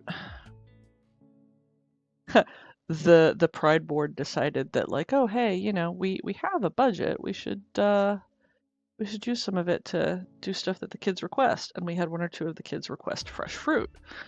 Because usually we'll do like a pizza and the little mini chip bags and whatnot, and bottled water or what have you. And they requested fruit. And myself and one of the other facilitators went, oh, yes, please. Oh my God, kids eating healthy stuff. I went to the grocery store. I looked at the fruit, like platters, the pre-made ones, and went, no, it's mostly melon. Strawberries look kind of pathetic, and they're overcharging. So I just bought like $20 worth of fruits and brought them home and cleaned them and cut them up and laid them out nicely on the platter. And it was huge. There was a lot of it. Everything but I want to say like 3 grapes got devoured. And they do these little, just a little slip of paper, but it's what did you like about tonight? What did you dislike about tonight? On a scale of 1 to 10, how would you, rate this night? And then do you have any suggestions for next time, whether it's food or a craft you want to do, or, is there a movie you guys want to watch? And the fruit was on multiple of the surveys. And it was like, yes, good. Feed the small humans some healthy stuff. Excellent.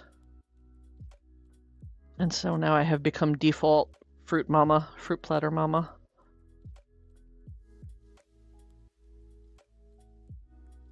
Which is going to get a hell of a lot easier in the summer, but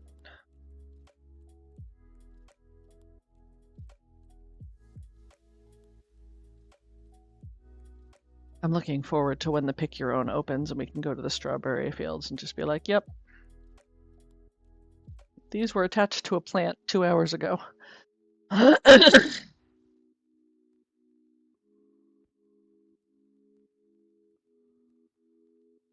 Ooh, thinking about it. I think I have a mold for well, it's for cupcakes, but I bet I could whip up a batch of angel food cake in the summer and just do little mini personal angel food cakes. And if we have strawberries, the kids could make their own little strawberry shortcakes. Some fresh whipped cream. That's something I love about volunteering with this group, is that the kids are just a really sweet group of kids. And they seem to really be into trying new things and different crafts and whatnot.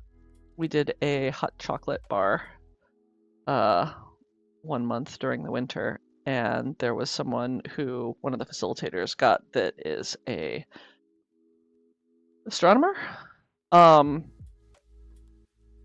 and had his telescope, and the kids were looking at all the different constellations and the stars and the planets, and then they were able to make hot cocoa with whatever toppings they wanted. It was fun.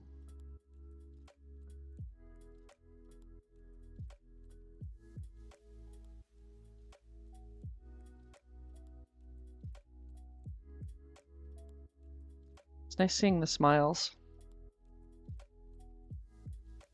I feel like a lot of the kids, especially the ones in the queer community, are just, there's a lot of yuck in the world right now, so giving them a couple nights a month where they can hang out with their friends and just have a positive experience, a place where they can breathe and relax a little bit, is nice.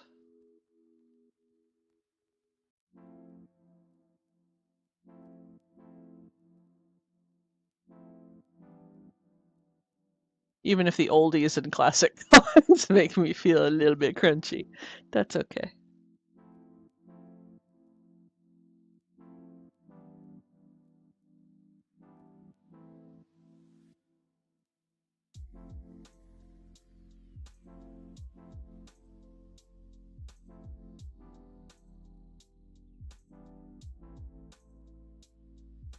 Oh, I hear clanging around.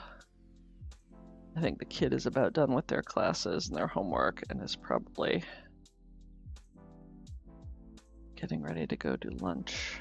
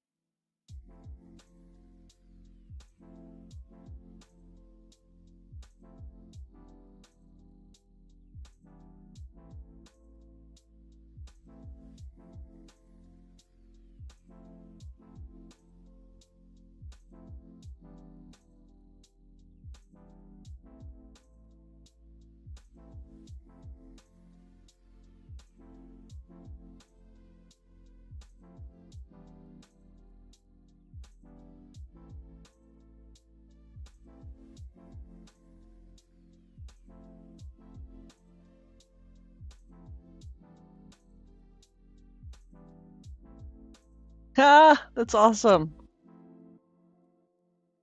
Wait, Frederick Center. Is that Indigo?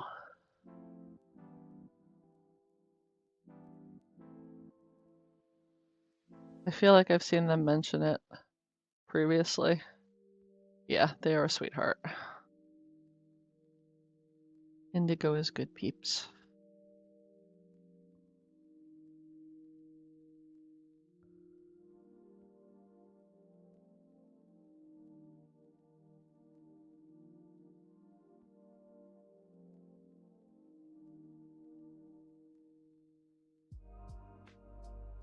I feel like these days, especially, it's important for the number, like,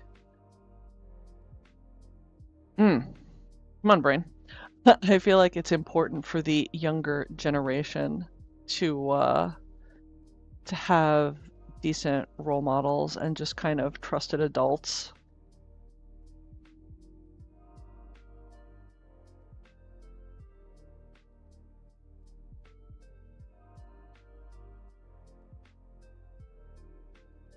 Yep, yep.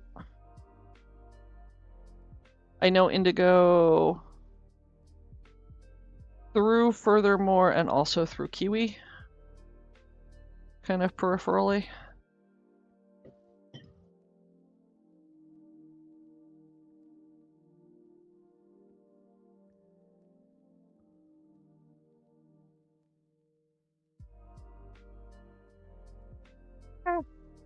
Alright, so maybe we do want to slip and score this.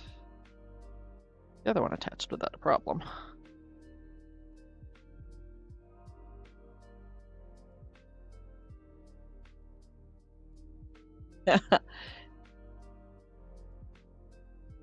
Indeed. I'll be completely honest with you. She is the first person I think of when I think of Furthermore.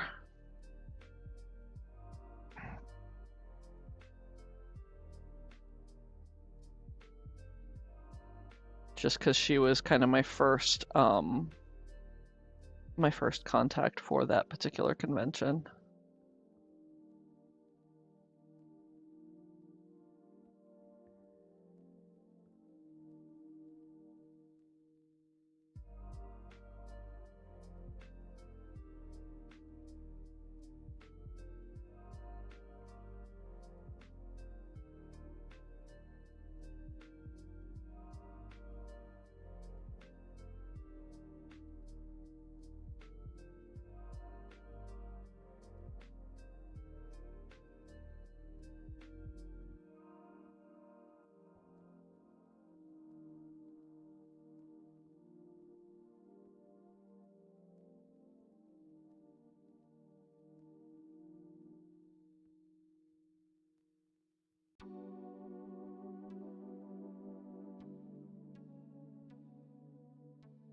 These are starting to look like weird little triceratops with their crests.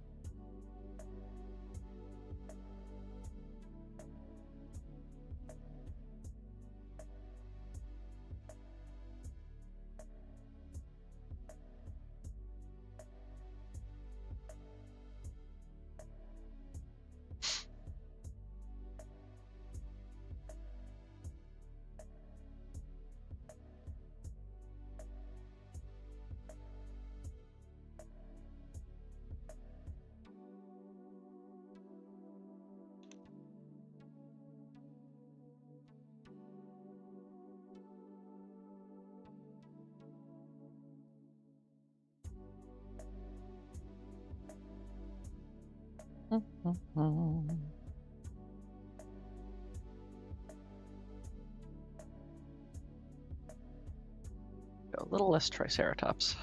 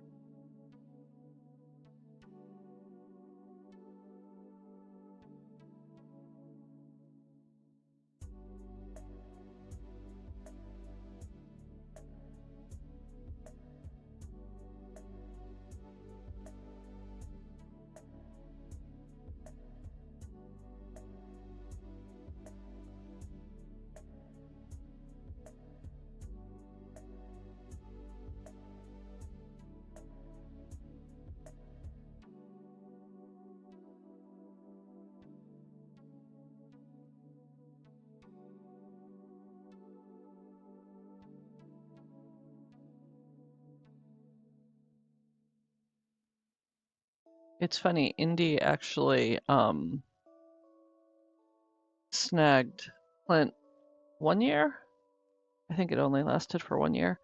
Because he had been in charge of the Tiny Paws craft room that seemed to go over like gangbusters. And so Indigo came to him and was like, hey, we kind of want to do something like that for Furthermore. He was like, yeah, sure. I mean, he enjoys working with kids. So I want to say they did it for 1 year. And then the next year it kind of got pushed to the side. There wasn't the budget or there wasn't the space for it.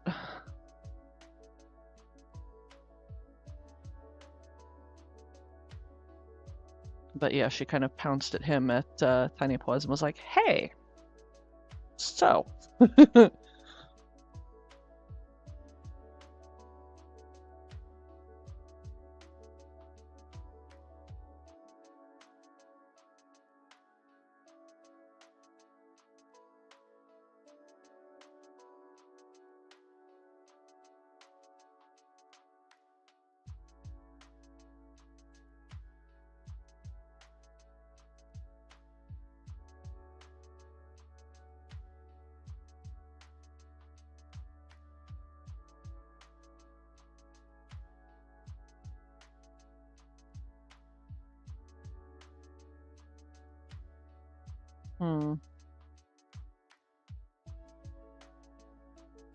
Okay, there we go. I like that better.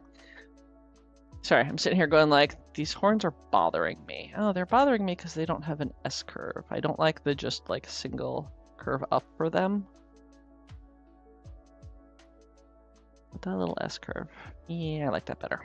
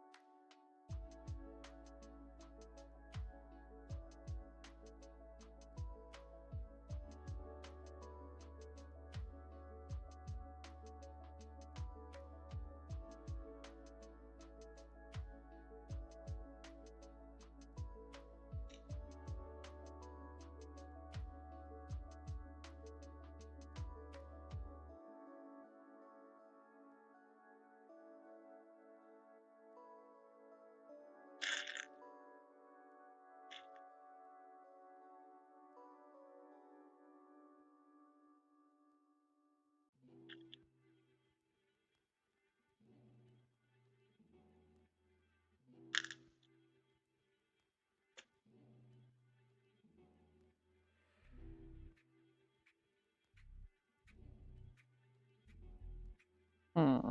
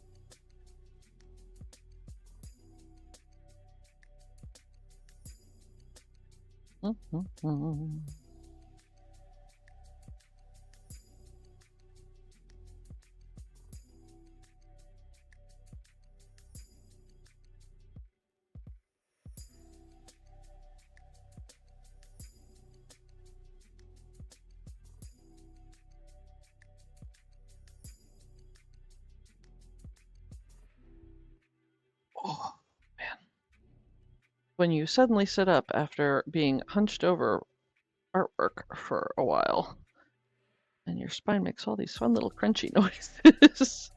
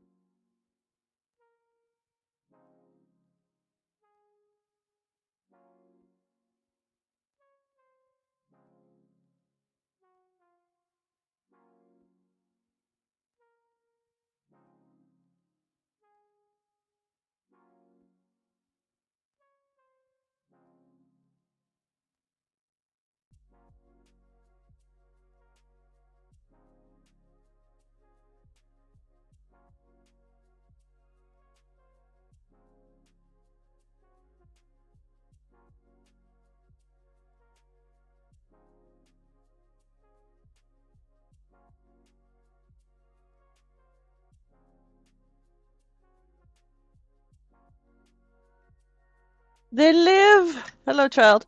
Hey, can you do me a favor? Can you let the puppers out? Thank you. It occurs to me that it has been some time since the dogs have been let out to do potty.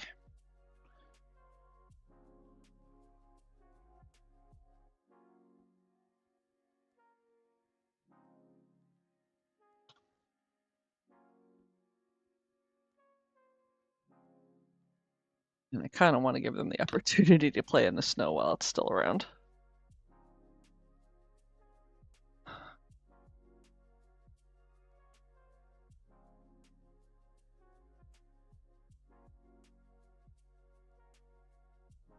What? Go potty, Wilder.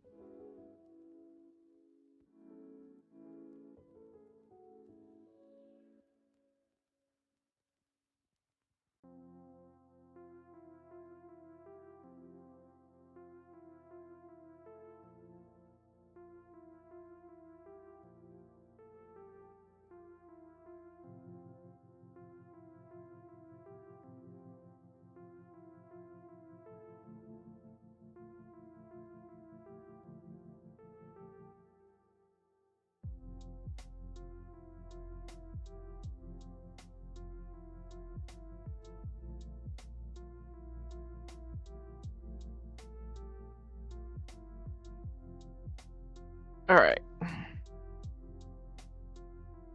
I think I'm gonna put the ice in last just because it makes it easier to not get them gunked up.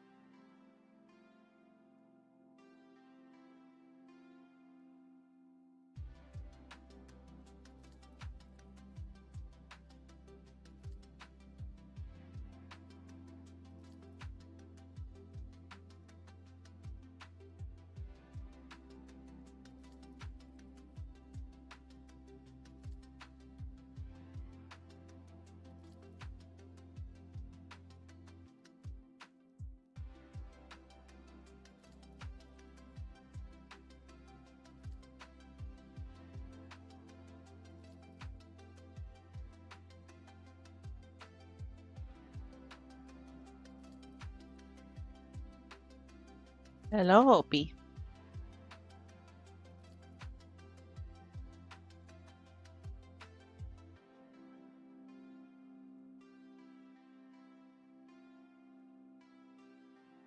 Hello, Curly. Oh, your nose is cold. Hi, Wilder. Hello. You're all wet. You playing in the snowdrifts? Hmm? I just got two very cold, wet noses shoved against my arms. They're like, "Hi, Mom!"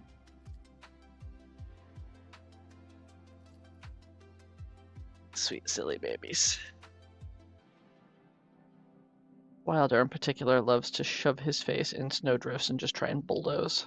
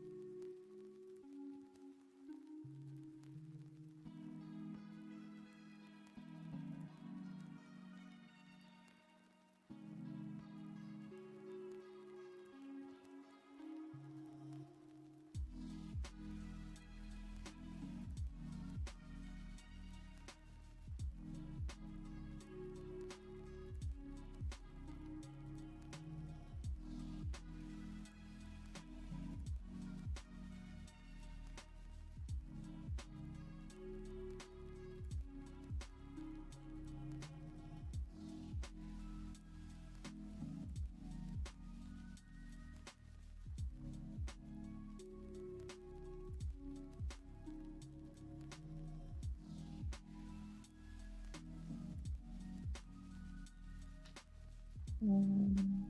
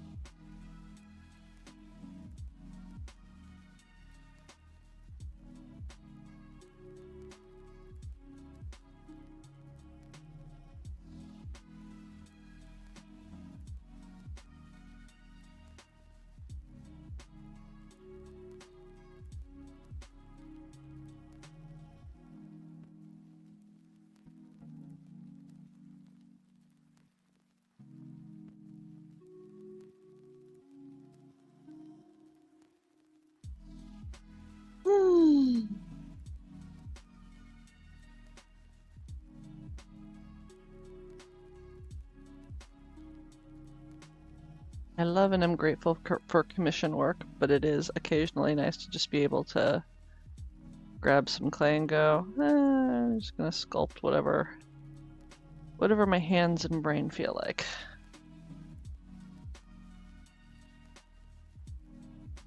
Which, funny enough, sometimes does not necessarily come out like I think it's going to when I start. Ah.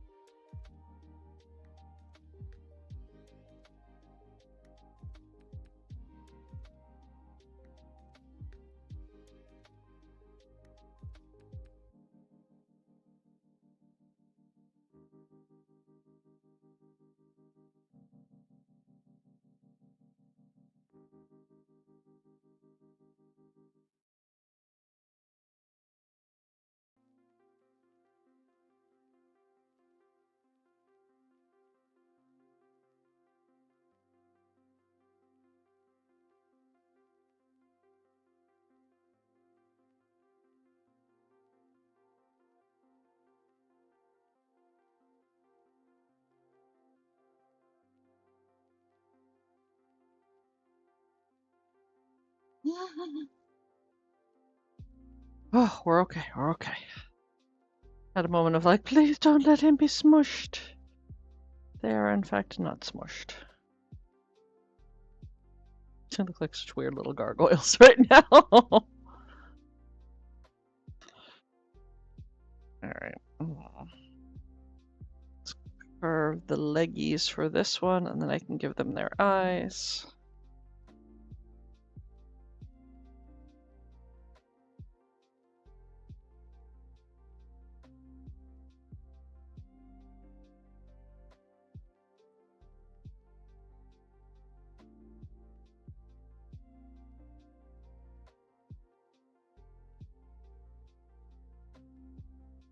Say carve their leggies. Really, it's more carve the suggestion of haunches.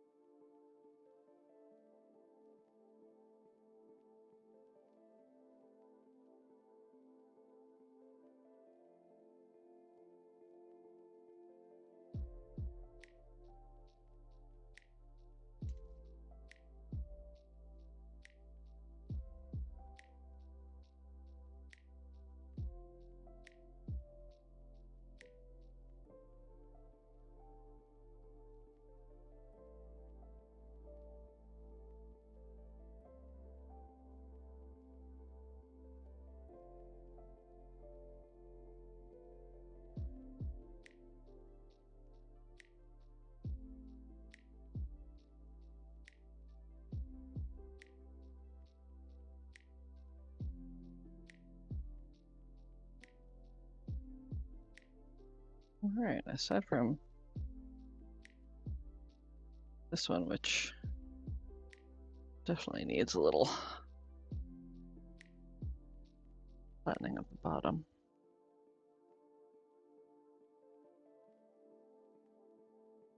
Okay.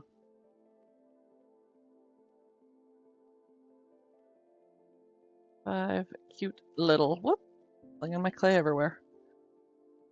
5 cute little pie critters, which will have a bit more done to them once they are a smidge more dry. But for now, it is time to go forage for some lunch. Make sure the small human eats. Oh, excuse me, and get ready for Pride Night tonight, so. Yay! Feel accomplished. Got some stuff done.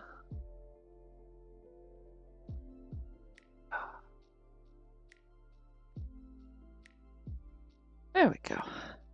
Well, thank you for any and all who came and hung out. Thank you, friends, for chatting and keeping me company. I hope everyone has a fantastic rest of their week and a good weekend. And I'm gonna go clean off my tools and my hands and get some more stuff done. You all, aha! Upside down, but still did it the right way. You all have a great rest of your day, and I'll see you next time. Bye for now.